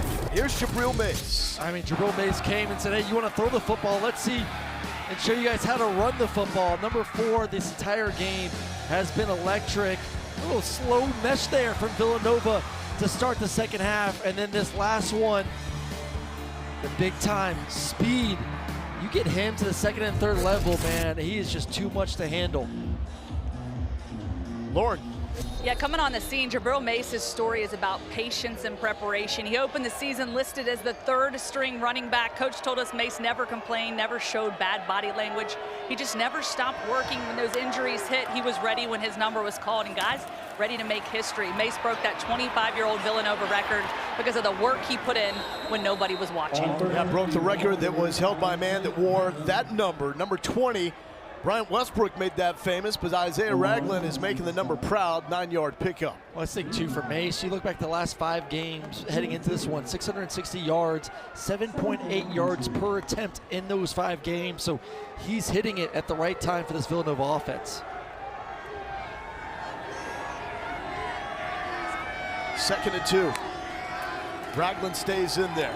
Ragland with a nice jump cut and is dragged down but into Texans territory. Also some silver lining with the running back situation, that if Villanova feels like if they win this game, they can get David Abbott back next week, who was the lead back. I mean, I don't know if he's on the level of a Brian Westbrook. He's in the Hall of Fame with the Wildcats, but Abbott's certainly a force in the backfield. The Cats thought there was an outside shot. He could be available for this game. Well, I think the way these 2 running backs are playing right now, you continue to lean on them, and if you can add more running backs going forward with a win, huge plus for the offense. McQuaid will throw, and that's behind Braden Reed. Because I've loved the way, too, when you look at Ragland, even going back to that Harvard game, how dominant he is. It's just 2 different style of backs. So to be able to start the second half with Jabril Mace and utilizing his speed to get the explosive run for a touchdown, and now to give him an opportunity to take a break and spill him with Ragland. And you've seen the physicality for #20, the balance to start the second drive off, to be able to already cross the 50-yard line. McQuaid's hit for 22, 114 yards. Opening drive interception in the end zone. Transfer from Nichols was trying to find the crossing Luke Colella. Well, it's Luke Colella on Emmons, #4, and we continue to highlight #4 playing in the slot. He's stride for stride. I mean, it's a lot to ask a slot, a nickel cornerback essentially, to cover the entire field in man-to-man coverage, but he does an excellent job of that. Really no windows there for McQuaid to throw the football down the field.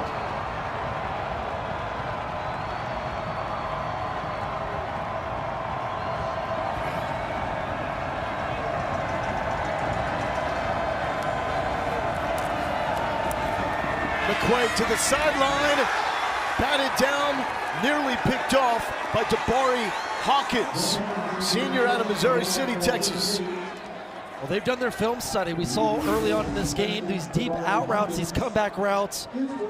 Colelli slips initially, but 5 is ready to go, sitting there at essentially the sticks, waiting for them to curl back to the inside, and Hawkins, the closest one to make a play. Nice job for this defense to answer the bell right now and get off the field. Here's the Nova punter that's your age, Aaron. Luke Larson, 33 years old, oldest player in D1. I don't even know how old you are, Aaron. Just took a guess there. 35. Happy birthday. Almost. Happy birthday, my man. Thank you. Back to Tarleton State when we return. Texans up by 2.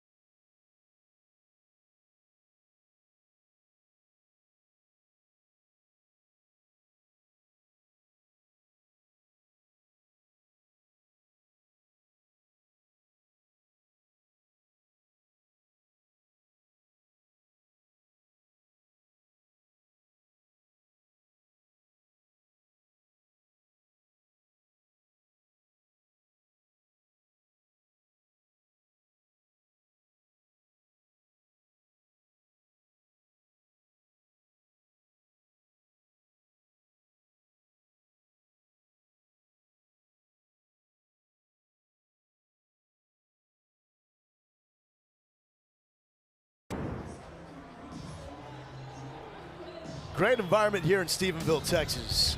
It was an 11 a.m. kick, but they also have cheap hot dogs, cheap beer, huge game, second season of postseason eligibility on the FCS levels. They're in the quarterfinals, smaller town, hunting season as well. So a lot to navigate, but those that have arrived here at Memorial Stadium, they have been loud. And a great scene for FCS football, as there is a new window of opportunity with the 1 seed North Dakota State knocked out by Illinois State in a shocker last week. Here is Hines shaking, looking for more room, and Tylen Hines, not the biggest dude, but showing some toughness in the hole. Well, definitely showing a little physicality there, but he's just so shifty in when he gets past that first level wave of defenders. Tough to bring down, so all of a sudden as a defender, you're just kind of sitting back on your heels, and then he throws you a little curveball there, want to get physical. Averaged 6 yards per carry in 3 seasons at Hawaii on the FBS level. Also a team captain. They loved him. Found a new home here with the Texans, and back-to-back carries, and Hines will fall forward. That is good enough to pick up the first down. He still love to be able to put together just a long, methodical drive. Only about 14 minutes of possession time. Villanova right around 22, 23 minutes of possession time on the other side. So we said in the second half it may start to creep up for Tarleton State's defense with just how long they've been on the field. Like I said, could use their offense to stay here for 3 or 4 minutes and obviously get some points as well. And time is now for Villanova. Don't want to get into a close game in the fourth quarter with the Texans. They are elite in the last quarter of play. Gabalis, and he was trying to find Trayvon West, who ends up drawing a flag. It's going to be on 36, Bostic. Same route they had for the touchdown, just an inside slant seam route. Number 36 of the defense. 10-yard penalty and an automatic first down. When you get beat to the inside, you don't want to give up a big play. Bam hits it. You see the grab of the left arm of West. Like I said, the same exact route that he just had the touchdown on. Don't want to get beat twice in a row. It's a veteran Villanova defense at linebacker and on the line. However, they are young and inexperienced in the secondary. Bostic, redshirt freshman. Here is West on the sweep, and West is met in a hurry by Shane Hartzell. Where's the green dot? He's the team captain. He was the one that rallied the team after losing to Monmouth 51-33 and said, we need to protect the brand. That was back-to-back losses. The one on the road in Happy Valley against Penn State, that made sense. The follow-up did not make sense. It is a proud brand with that Villanova V, and they have looked like a different team. 10 straight wins. Montana State, the only team with a longer active win streak after they beat Stephen F. Austin last night. Slomesh, Gabalis. Gabalis cannot get away from Jason Hall, one of their top pass rushers, and just scratching the surface. Sophomore from Fall River, Massachusetts. They love him. Oh my goodness, they love number 11, and this is the exact play that you expect from Jason Hall. Just a tenacious player, both on defense and on the special teams. Once again, everyone's covered downfield. Nowhere there for the quarterback. And number 11, who's more of a third down rusher, is able to get in the backfield to make the sack. Cabal is sacked for the third time by this Nova defense. 3rd and 14.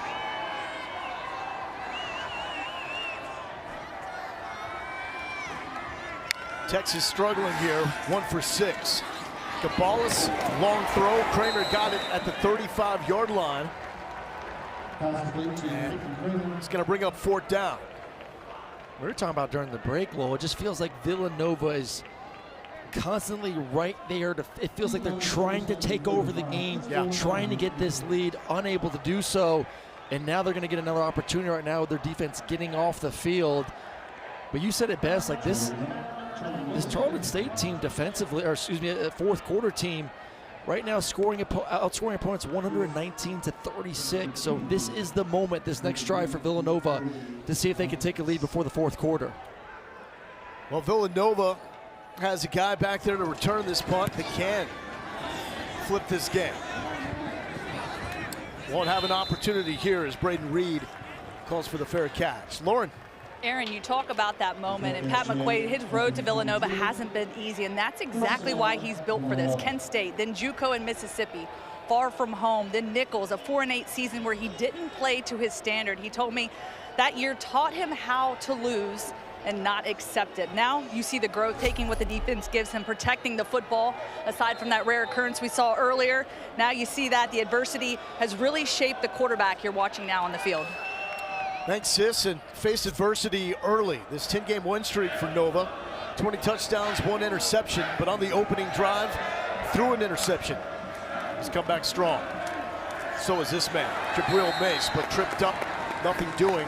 Ty Rawls with the stop. Rawls was in the portal in the offseason, but decided to come back to Stephenville to start for this Texas defense. He feels like this is home. 39 takeaways on the season. They entered the week with 10 more than any other team in the FCS.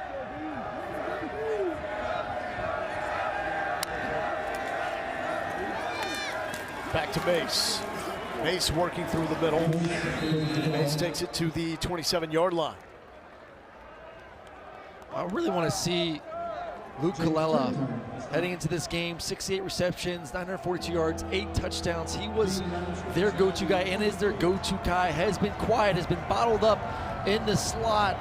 These are the moments right now, 3rd down.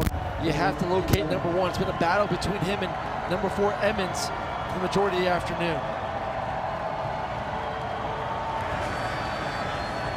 Your number 2 receiver,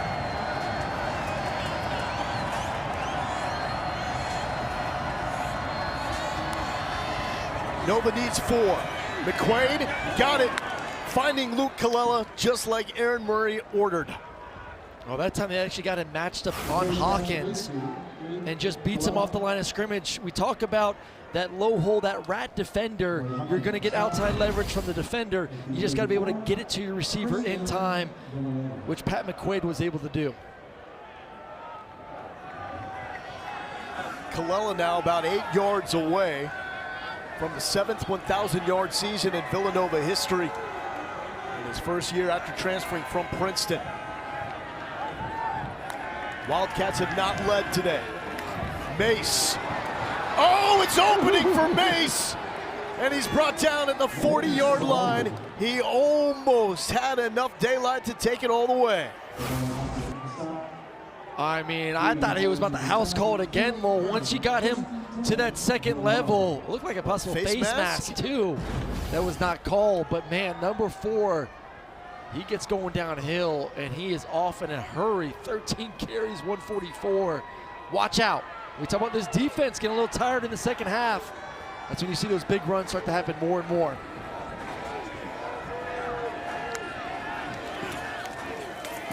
Back to Mace. And Mace tumbles forward with a modest gain. Going back, though, to that Villanova offensive line, the strength of this offense saw 5 multi-year starters at Villanova, and they are doing this without their preseason All-American Jake Picard at center. Big, imposing athletic front for Villanova, starting to wear down that retooled Tarleton State defensive line. Felt like that had to get better. Both lines of scrimmage after a second round loss in the playoffs last season. Here's Mace on the sweep, and Mace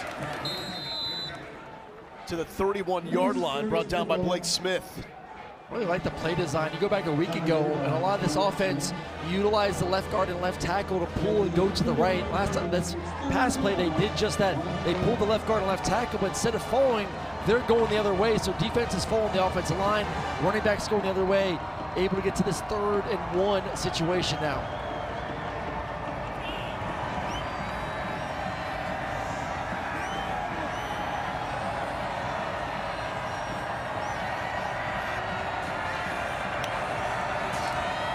Jabril Mace with the carry, and looks like it's going to be awfully close. He does have enough.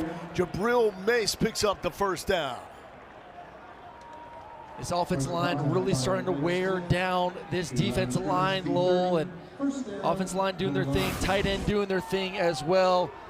Watch this side just completely shut down and push across the defensive end. Takes him for a ride past the hole, allows Jabril Mace to see it, put his helmet down, and get the first. Nice block on the outside by the tight end. Isaiah Ragland now in at tailback. Ragland with the carry, and bouncing off a Texan and taking it to the 25-yard line. Isaiah Ragland, most carries on the team. It's really been a 3-headed monster with Mace and the injured David Abbott. And this will take us to the 4th quarter, and this is what you want. Opportunity to go to the FCS semifinals, and we got a 2-point game with Nova, the team that's down, driving.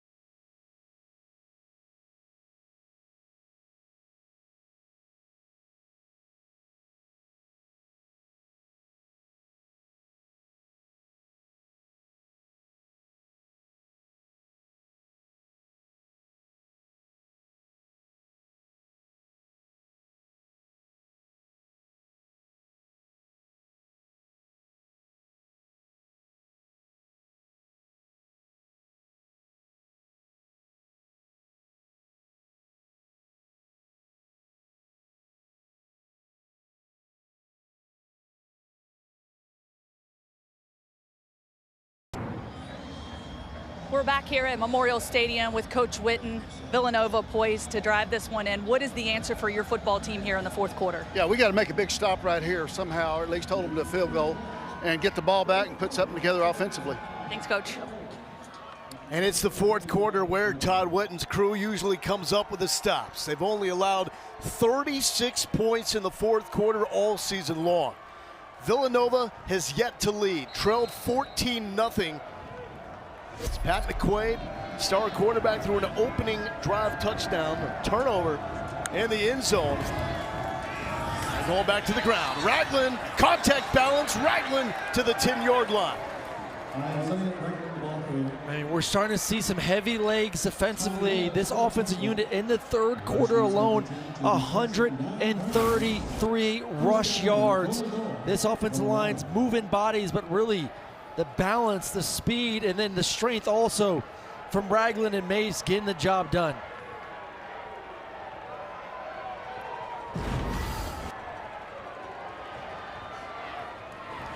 Third red zone drive for the Wildcats, showing the diamond. Only have 3 points in the red zone. McQuaid throwing out of it. Jabril Mace one-on-one and cannot get away from the Texans defense. Blake Smith, the man that had the pick in the end zone on the opening drive of the game, makes a stop. Yeah, that's no easy stop. We've seen what Mace can do in the open field. The 9 coming down with some speed to get that tackle for no gain, essentially. Really nice job from the safety coming up. Did you see Villanova kicker playing well? How aggressive they want to be play calling right now. Isaiah Wright checks in the game. He's got 17 carries all season long. Here's carry number 18. Spinning off the tackle. The Texans bowing up when they need to. Brandon Tolbert makes a stop. Well, Chisholm, too, number 92, does a nice job getting a free hand, forcing the running back to turn it back inside for essentially the support and heart of the defense. But this is what I'm talking about, the aggressiveness. Again, a quarterback, I think McQuaid, taking care of the football all year, has played well besides really that bonehead decision on the first drive. Do you let him take a shot if he finds a one-on-one? Listen to this crowd here in Stephenville.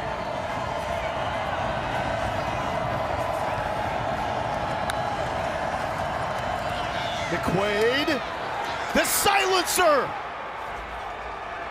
Braden Reed has a touchdown pass and now a touchdown catch, and Villanova leads for the first time today.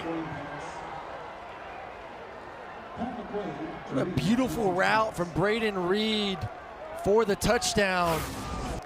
And it's just going to be an inside and then the slant. So you're going as quarterback 1-2. First guy takes the first defender. Reed's able to beat his one-on-one. And then you have to have a perfect throw, which McQuaid executed for the touchdown. 12-play drive that covered 78 yards. Took 7 minutes and 8 seconds. But Villanova gets the payoff. They've been so close to cashing in all game long. Down 14-0, not no more. Wildcats leading for the first time today, 26-21.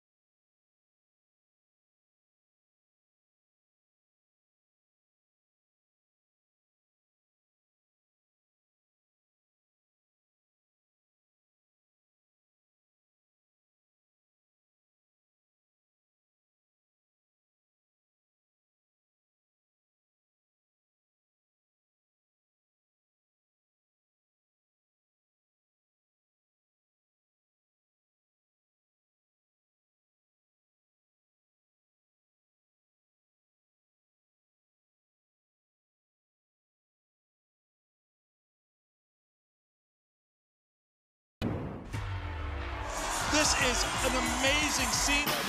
This is a huge stage for anybody. Legacy. Make room in the trophy case. We only play to win, so we taking it home. We're in the quarterfinal round of the D1 Volleyball Championship this weekend. Same round that we find ourselves in the FCS playoffs. Winner moves on to the semifinals. Tarleton State, just its second season of eligibility on the D1 level, looking for what would be the biggest win in program history. Well, Villanova, they took momentum. They really held that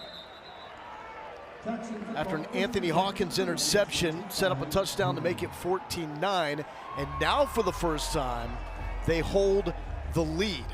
Look at the difference at the ball control and the time of possession. Oh my goodness, 370 yards to 29, essentially 30 minutes of ball control, and that's a big reason why they were able to have 133 rushing yards in the third quarter, really wearing down this Tarleton State defense. Victor Cabales has opened both halves of football with a touchdown drive. Last two drives, however, for the Texans, punts. Going back to the ground game, Hines somehow slips through. There is a flag in the backfield. Hines is gonna scoot, looking for the sideline, looking for the end zone, and if it stands, a 75-yard touchdown.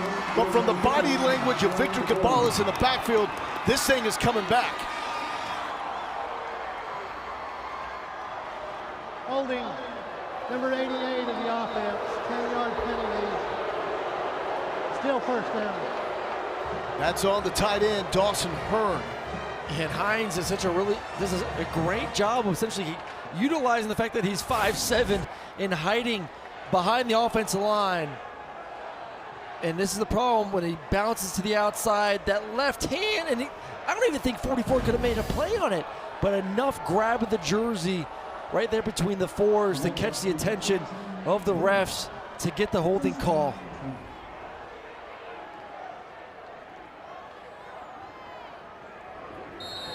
Hearn is the top tight end for the Texans. Missed last week with an injury. Made his return for this quarterfinal matchup against the 12 national seed Villanova. Now you're backed up 1st and 20. Cabales, second team all-conference. All day to throw. There's a flag down as he shoots it downfield as he was looking for Trayvon West. So they should be able to get the first down back and get some yardage back here with a holding defensively from Villanova. Holding number 27 of the defense. 10-yard penalty, automatic first down. That's against Anthony Hawkins. You're going to be right there on the wheel route. A lot of grabbing back and forth, but definitely the right call to call it on Anthony Hawkins. Safety with an interception early on in the ball game. And that was the interception that really turned this game around. It was 14-3. Hawkins got the pick. 3 plays later, Reed to Kopecky. Trick play to make it 14-9. It's been a battle since. Cabales, it's been up and down, looking for Willis, double coverage, no flag, incomplete. Now there is a flag coming in the Texans' backfield.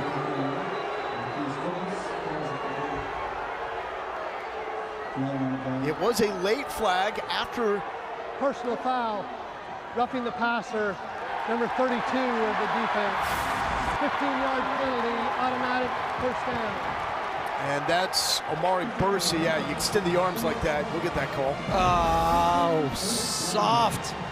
I hate these calls on defenders nowadays, but maybe a tad bit late there from Bursey, extending his hands to push the quarterback down. I did like the no call defensively, though, and everyone's upset. New number 38, the cornerback, a little grabby on Willis, but not enough to throw the flag.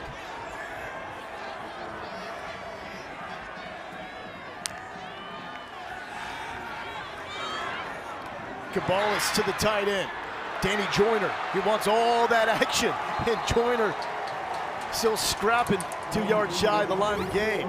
I love Joyner right there, finding the zone, sitting down, presenting the numbers to his quarterback, 6'3", 250. Doesn't run through it, sits between the two linebackers, and then catches it, and very savvy to then get north.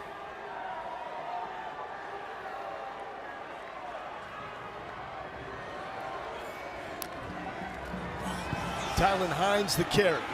Hines slipped one, slips two, lowers the shoulder.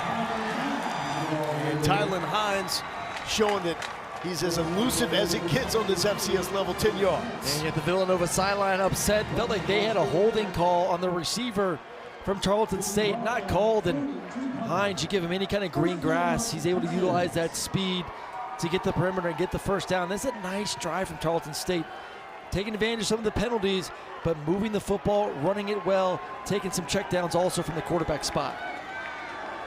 Had a battle like this in the regular season finale, took overtime to beat Austin Peay. Cabales sacked, number 4 for the Villanova defense, Amari Bursey. He was the one that was called for roughing with that late hit. This one was clean for the sack. A really nice job defensively. You're going to get this way, then he's going to come all the way across from the right side of the screen to the left side of the screen, and the center moves just enough to the right, and then Bursey utilizes his speed to get around him to then get the sack. Hartzell, Bursey, Kimmel, Hall, the Nova linebackers are the real deal. Once again, Tarleton backed up. And Hines into traffic and takes it to the 49-yard line. Well, it's just so hard to run up the middle against this defense because they have a head-up nose, then they have those 2 4 eyes. So essentially those 4 eyes are just inside the tackles, and they want to take advantage and push the offense to the perimeter, and then that allows those linebackers to run freely from sideline to sideline. 3rd and 19 for Tarleton State. They've converted once on 3rd down.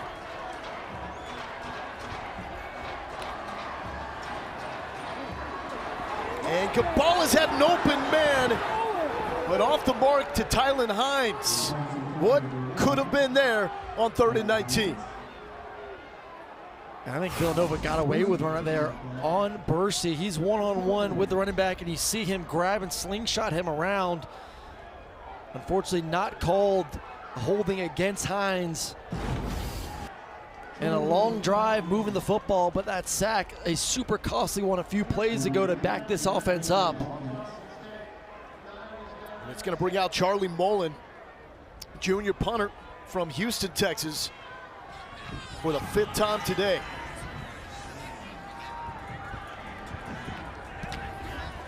Will Reed get an opportunity? Calls for the fair catch at the 15-yard line, where Villanova will come out protecting a 5-point lead, under 10 minutes left. Winner goes on to the FCS semifinals.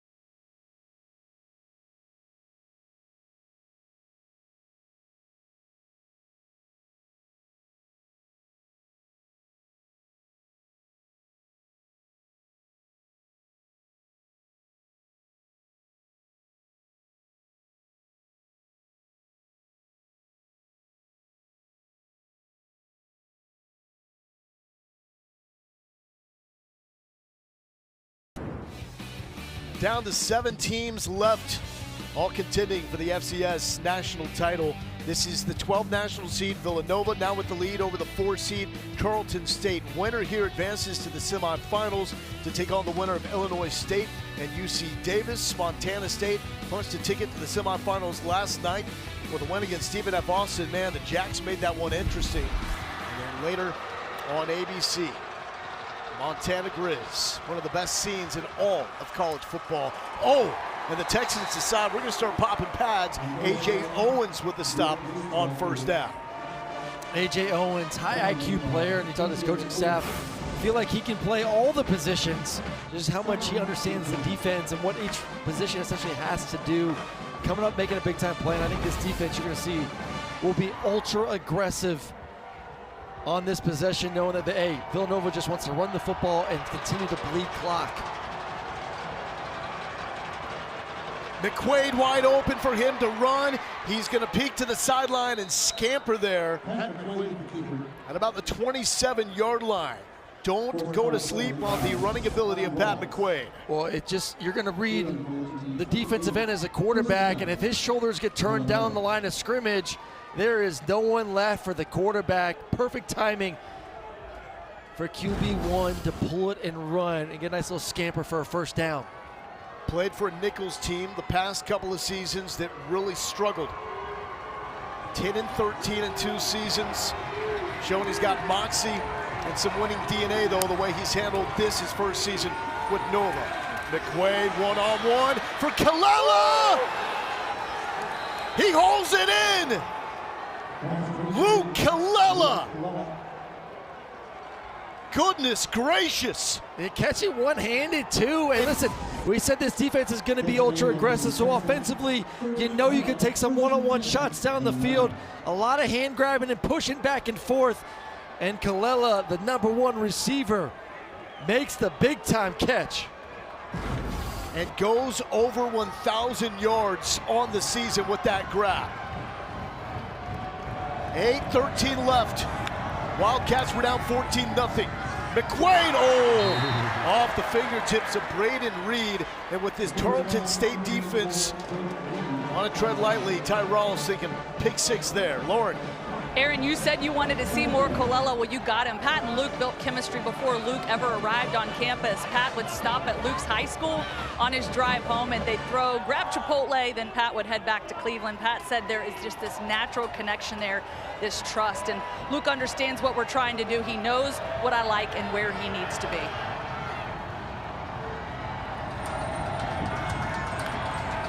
Texans need a takeaway. McQuaid hit, looking for Kalela, and just a step out of his reach. Need a more Chipotle. Listen, they moved in together, they're roommates. And just a little bit too far for Kalela to make a play on the football. And I would say, man, you got a kicker that's playing well right now. Can you get 7 to 10 yards? Obviously, you get 10, you get the first down, you're feeling great about it. Where is #1? He is your go-to guy. He's matched up once again in the slot. 4-man rush. McQuaid, a confident throw to the freshman, but out of the reach of Braden Reed.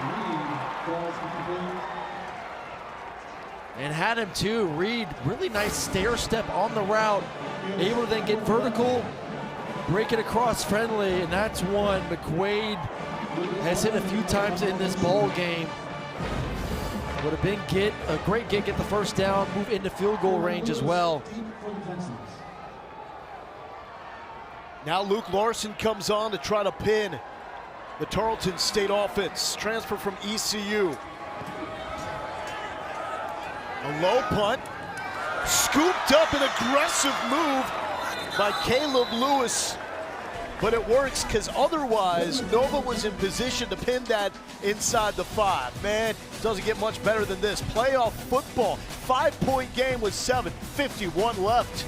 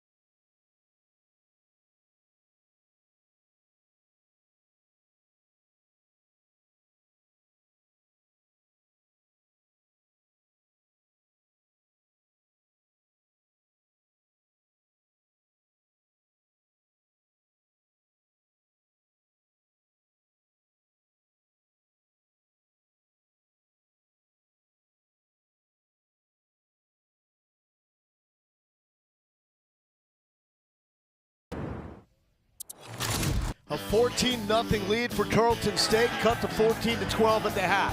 Texans come out in the second half, opening drive touchdown, Trayvon West.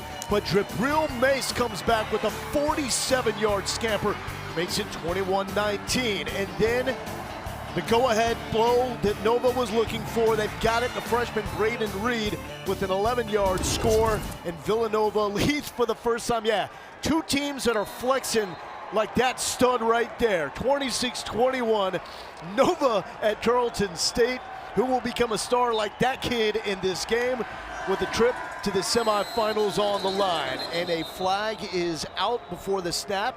That's going to be movement on Tarleton State.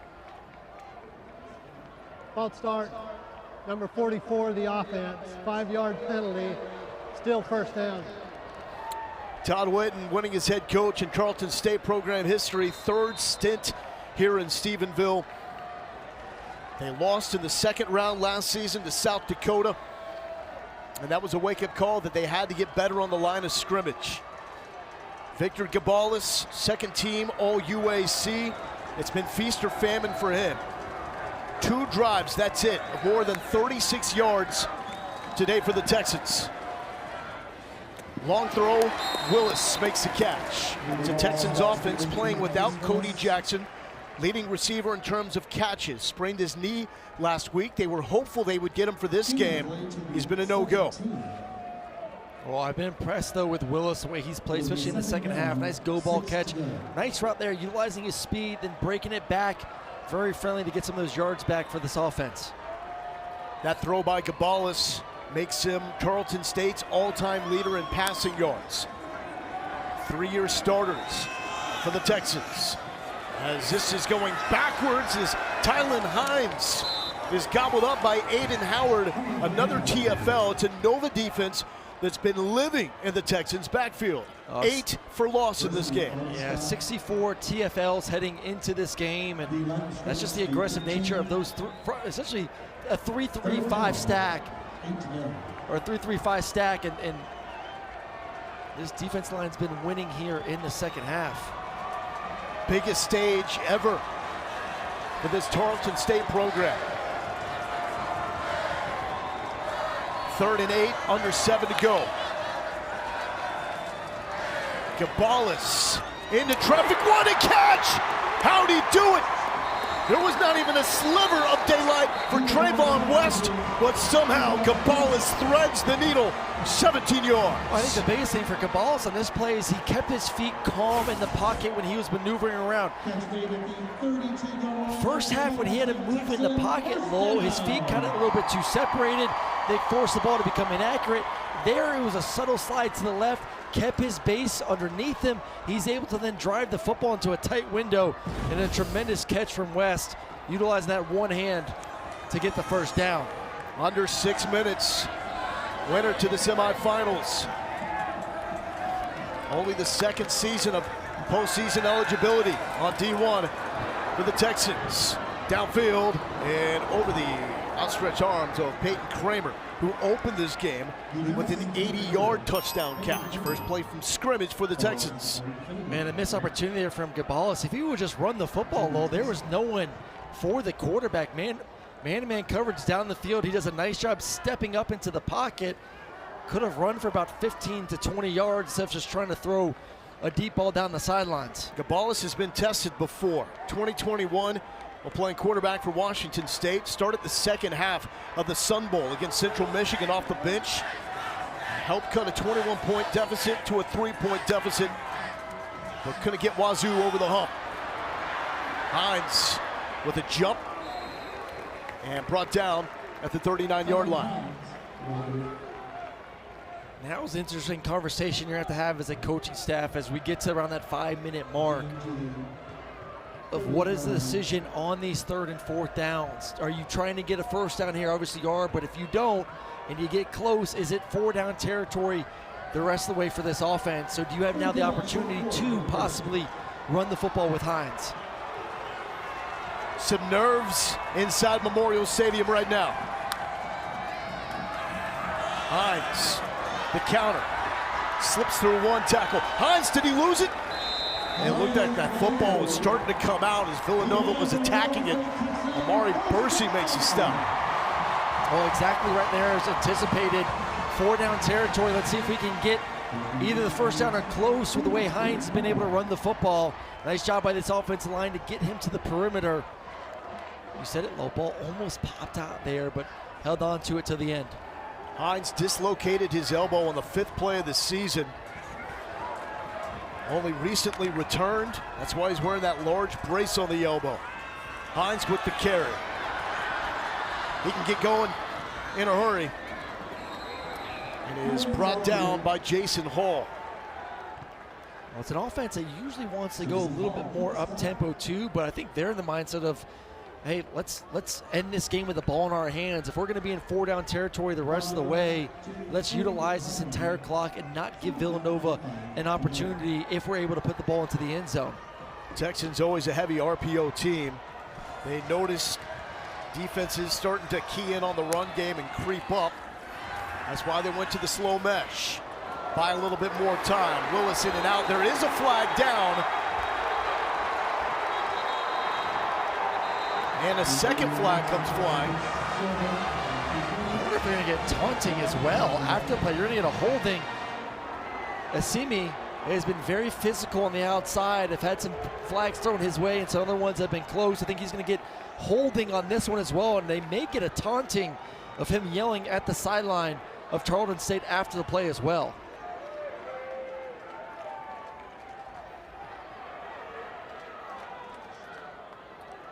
So it was Newton, SEM in coverage. There are 2 fouls on the play, holding number 38 of the defense. That's a 10-yard penalty. After the play, unsportsmanlike conduct, number 38 of the defense. Wow. His first of the game. 15-yard penalty, first down, Tarleton State. What an absolute change of momentum on one play. 7th defensive penalty on Nova, 5th in the second half, then tack on the unsportsmanlike. Mark Ferrante wants more discipline than that. Can Tarleton State, the number 4 national seed, capitalize? Under 4 minutes to play. They've led for most of the game. Hines trying to slow play this one, and he will not be able to get away from Amari Bursey, who has been an absolute wrecking ball for Villanova. Well, I thought Bursey was a wrecking ball a week ago too, and there's always the discussion of Hartzell, and obviously Hartzell's an absolute stud at the linebacker position, but Bursey really, watching the tape, jumped off to me with his size, his speed. 6 foot, 230, thick, just looks like a football player, looks like a linebacker, and he's been playing sideline to sideline this afternoon. And Tarleton State really does look content to try to take this clock down as much as they possibly can and look for the go-ahead dagger on this drive. Late in the play clock for Cabales. Cabales with plenty of time. A sidearm sling and complete to the 25-yard line. It's the tight end, Danny Joyner. And Joyner stays down.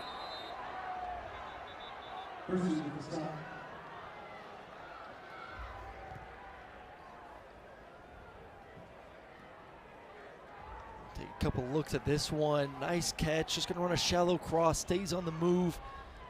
Accurate throw from Cabales.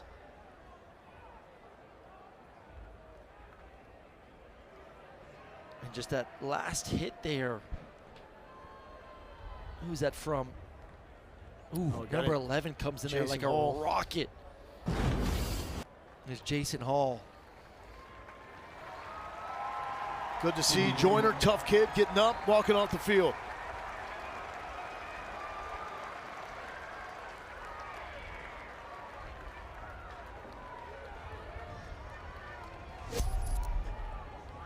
Junior out of Kansas City. This is a tight-knit team here at Tarleton State. Galvanized their cause, going on the road to West Point and beating Army in a shocking upset earlier this season. Gabalis has been way more of what we've seen this season. Been really good. They've been really good on third down as well on this drive. Obviously 4 down territory right now. Don't got to get all 8 yards on this next play. Rocky start to the season for the Villanova defense. They have reversed their fortunes down the stretch, especially in these FCS playoffs. Gabalis pressure in his face, and there's a hold, and the flag comes out late. But it was definitely some contact there between Zamir Dawood. I think it was West on the bottom of your screen there that's gonna. Holding number 2 of the defense. 10-yard penalty, automatic first down. I think a clear call too. As soon as the quarterback sees that backside safety go to the middle of the field, he knows he's gonna go to his one-on-one. And I mean, a ton of jersey being grabbed by Dawood on the outside against West. 35 penalty yards in all by Villanova on this drive.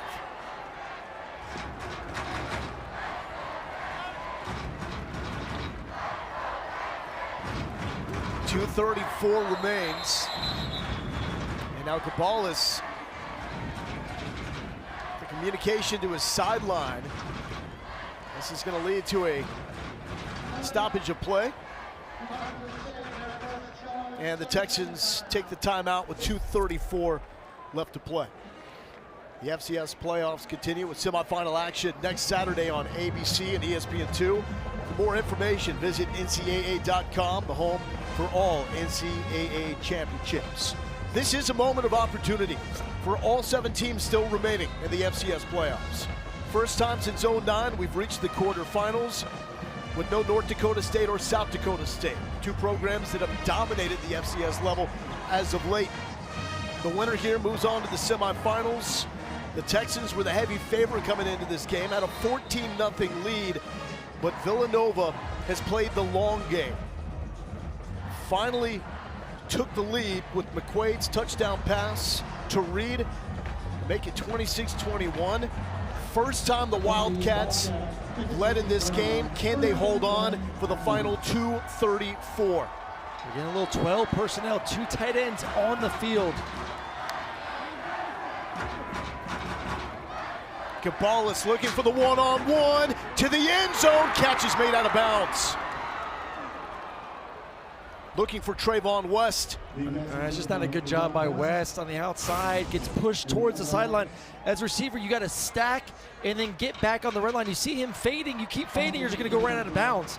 You need to protect what we call the red line, about 4 yards, 5 yards from the sideline. Fight to stay on it and let the quarterback then fade you out of bounds.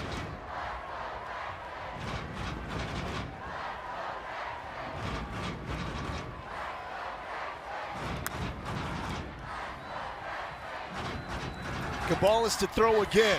Inside and off the hands of the intended target, Trayvon West. A rough go for him. That's going to bring up a 3rd and 10.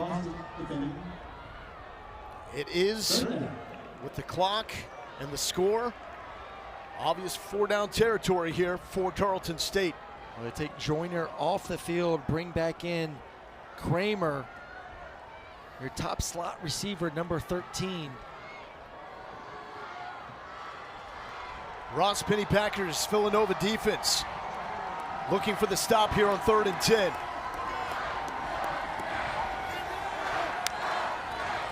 Gabalis takes a snap, pressure in his face. Hall slipped, Gabalis rolling. Now Gabalis will run and drilled out of bounds, annihilated by Obinna Wabodo. And it's 4th down. Well, Hearn's wide open, and he's looking. Gabalis is looking right at him in the flat. He's looking to the left side, so watch. We pause it right now. He's wide open, and he's looking left direction. You throw it to him, he has an opportunity to catch it, get into the end zone. He's working from left to right, completely missed his tight end for a possible go-ahead touchdown. And that takes us to the 2-minute timeout. Electricity, anxiety, and everything in between. Spot the FCS semifinals on the line when we return. 4th and 6 for Tarleton State.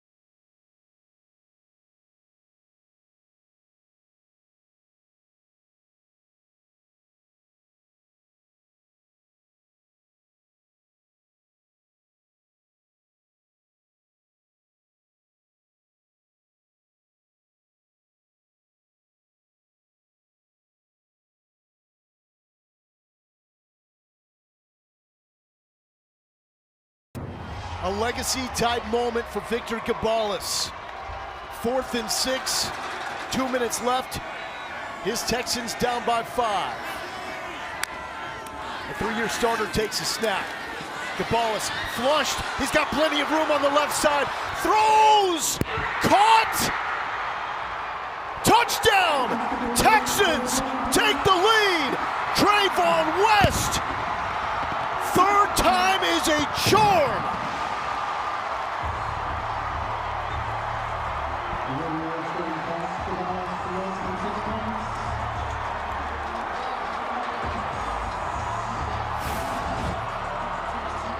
What a play by Gabalis. I thought he was going to run the football right there, go get the first down. Sees it, and does he get the feet in? Catch. Left foot is... No. No, it does not go down. How does it not go down? I don't think it touched. I don't think the left toe touched. I think it was coming down, the defender pushes him out of bounds, Lowell. So we have now officially gone to the review, and we see Mark Ferrente just shaking his head like, that's not a catch.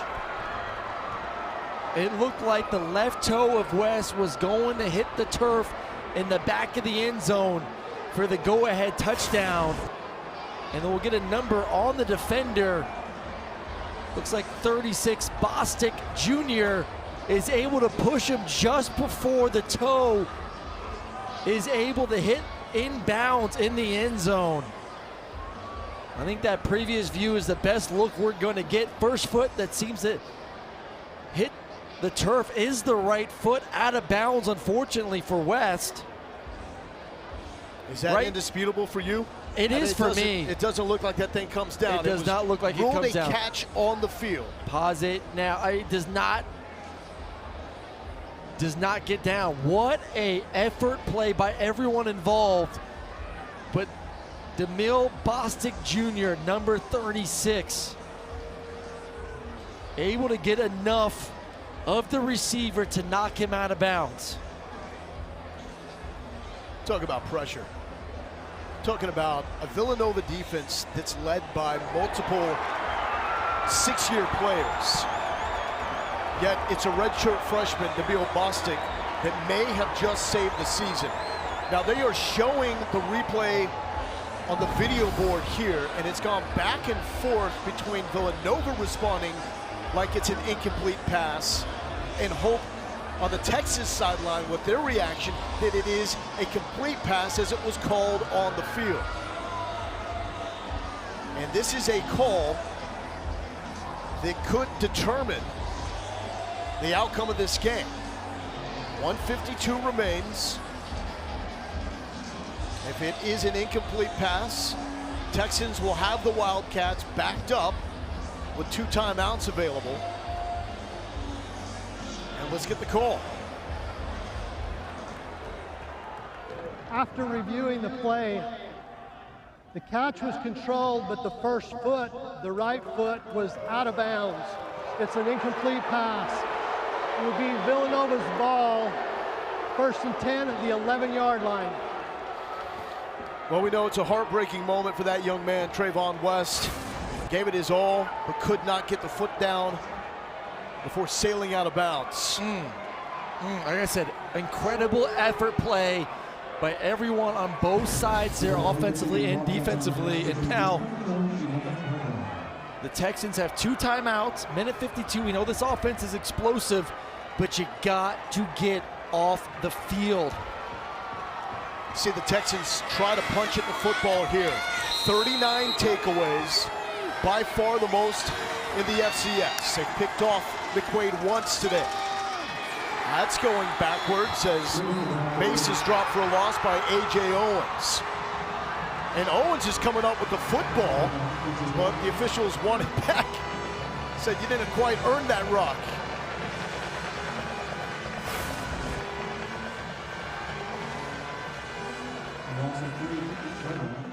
Yeah, clearly down there is Mace. Lowell, Tarleton State's going to have one timeout to go. Yep. A minute 48.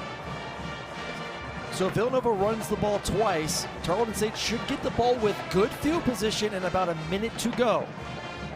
The conversation has to be for Villanova, do we throw the football at some point these next two plays?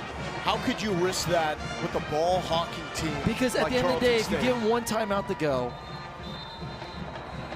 or not, they're going to have, if you don't get the first down, they're going to have time and good field position to still score a touchdown.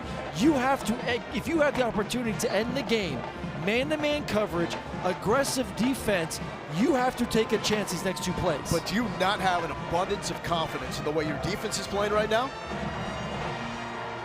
You are an inch away from giving up a touchdown. Literally, maybe even less than an inch, a toe away from that. 2nd and 13, Texans with one timeout left. McQuaid rolls it, flicks it to the freshman. Reed will put this thing on ice, sliding down smartly inbounds. But slid too early, though. No! He slid too early. He needs to slide head first and stay in bounds. He's just like a quarterback who decides to slide. As soon as you initiate the slide, that is where you're down.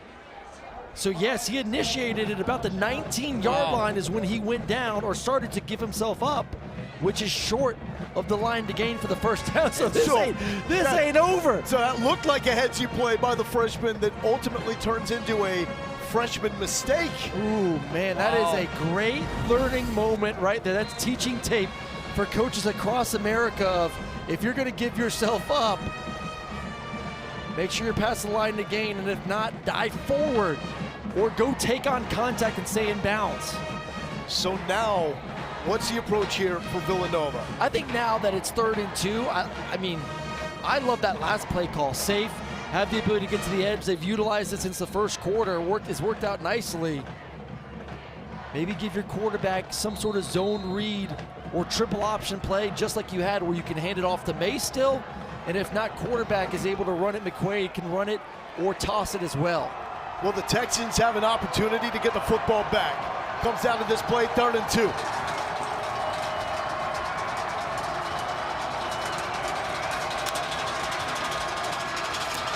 McQuaid, now to Reed. Attaboy! Attaboy! Lays out the heads-up play now from the freshman to now put this one on ice. He's Superman. I mean, perfect play. We just said it. Run the same thing you just did. Give us a three-way go. Hand it off, quarterback run, or flip it. And that's a freshman learning from his mistakes within 2 minutes and saying, I'm diving. Hey, sometimes you got to learn the hard way. Oh, I love it. Woo! But what a game by Braden Reed. He threw the first touchdown pass of the game for the Wildcats when they were down 14-3. And then, after Tarleton State had still maintained control of the lead for the entire duration of the game, he comes up with a gem of a catch on a beautiful throw from Pat McQuaid. And with that knee, Villanova is going to close in on punching a ticket to the semifinals for the first time since 2010. And this will be the first time Mark Ferrante will take the Wildcats to the semifinals as head coach. He's been in Philly since 1987 when he started with the Wildcats as a linebackers coach. And now Villanova. They shocked Harvard. They upset the number 5 seed Lehigh.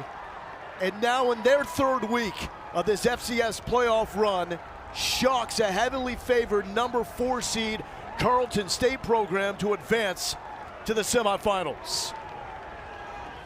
What a game to be where they were to start this game. Everything was going Tarleton State, and they just kept chipping and chipping. I'll be honest, they were the better team this afternoon. This was not a fluky win. They were the better team for all but the first 6-7 minutes of the game. Other than that, Villanova offensively, defensively, owning time of possession, more physical, creating explosive plays, deserve to win this football game. Let's toss it downstairs to Lauren Sisler. Coach Ferrante, your team never gave up. What kind of statement does this football game and this win say about your football team? Well, you know, because you asked me earlier, the tap the rock mentality, you know.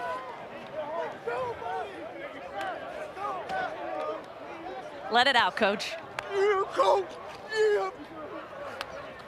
Go, Coach. You know, be resilient, persevere no matter what's happening, and our guys do that. So really proud of this group. Perseverance, toughness, grittiness. That's all about that Philly mentality. How did that show up today when your backs were against the wall?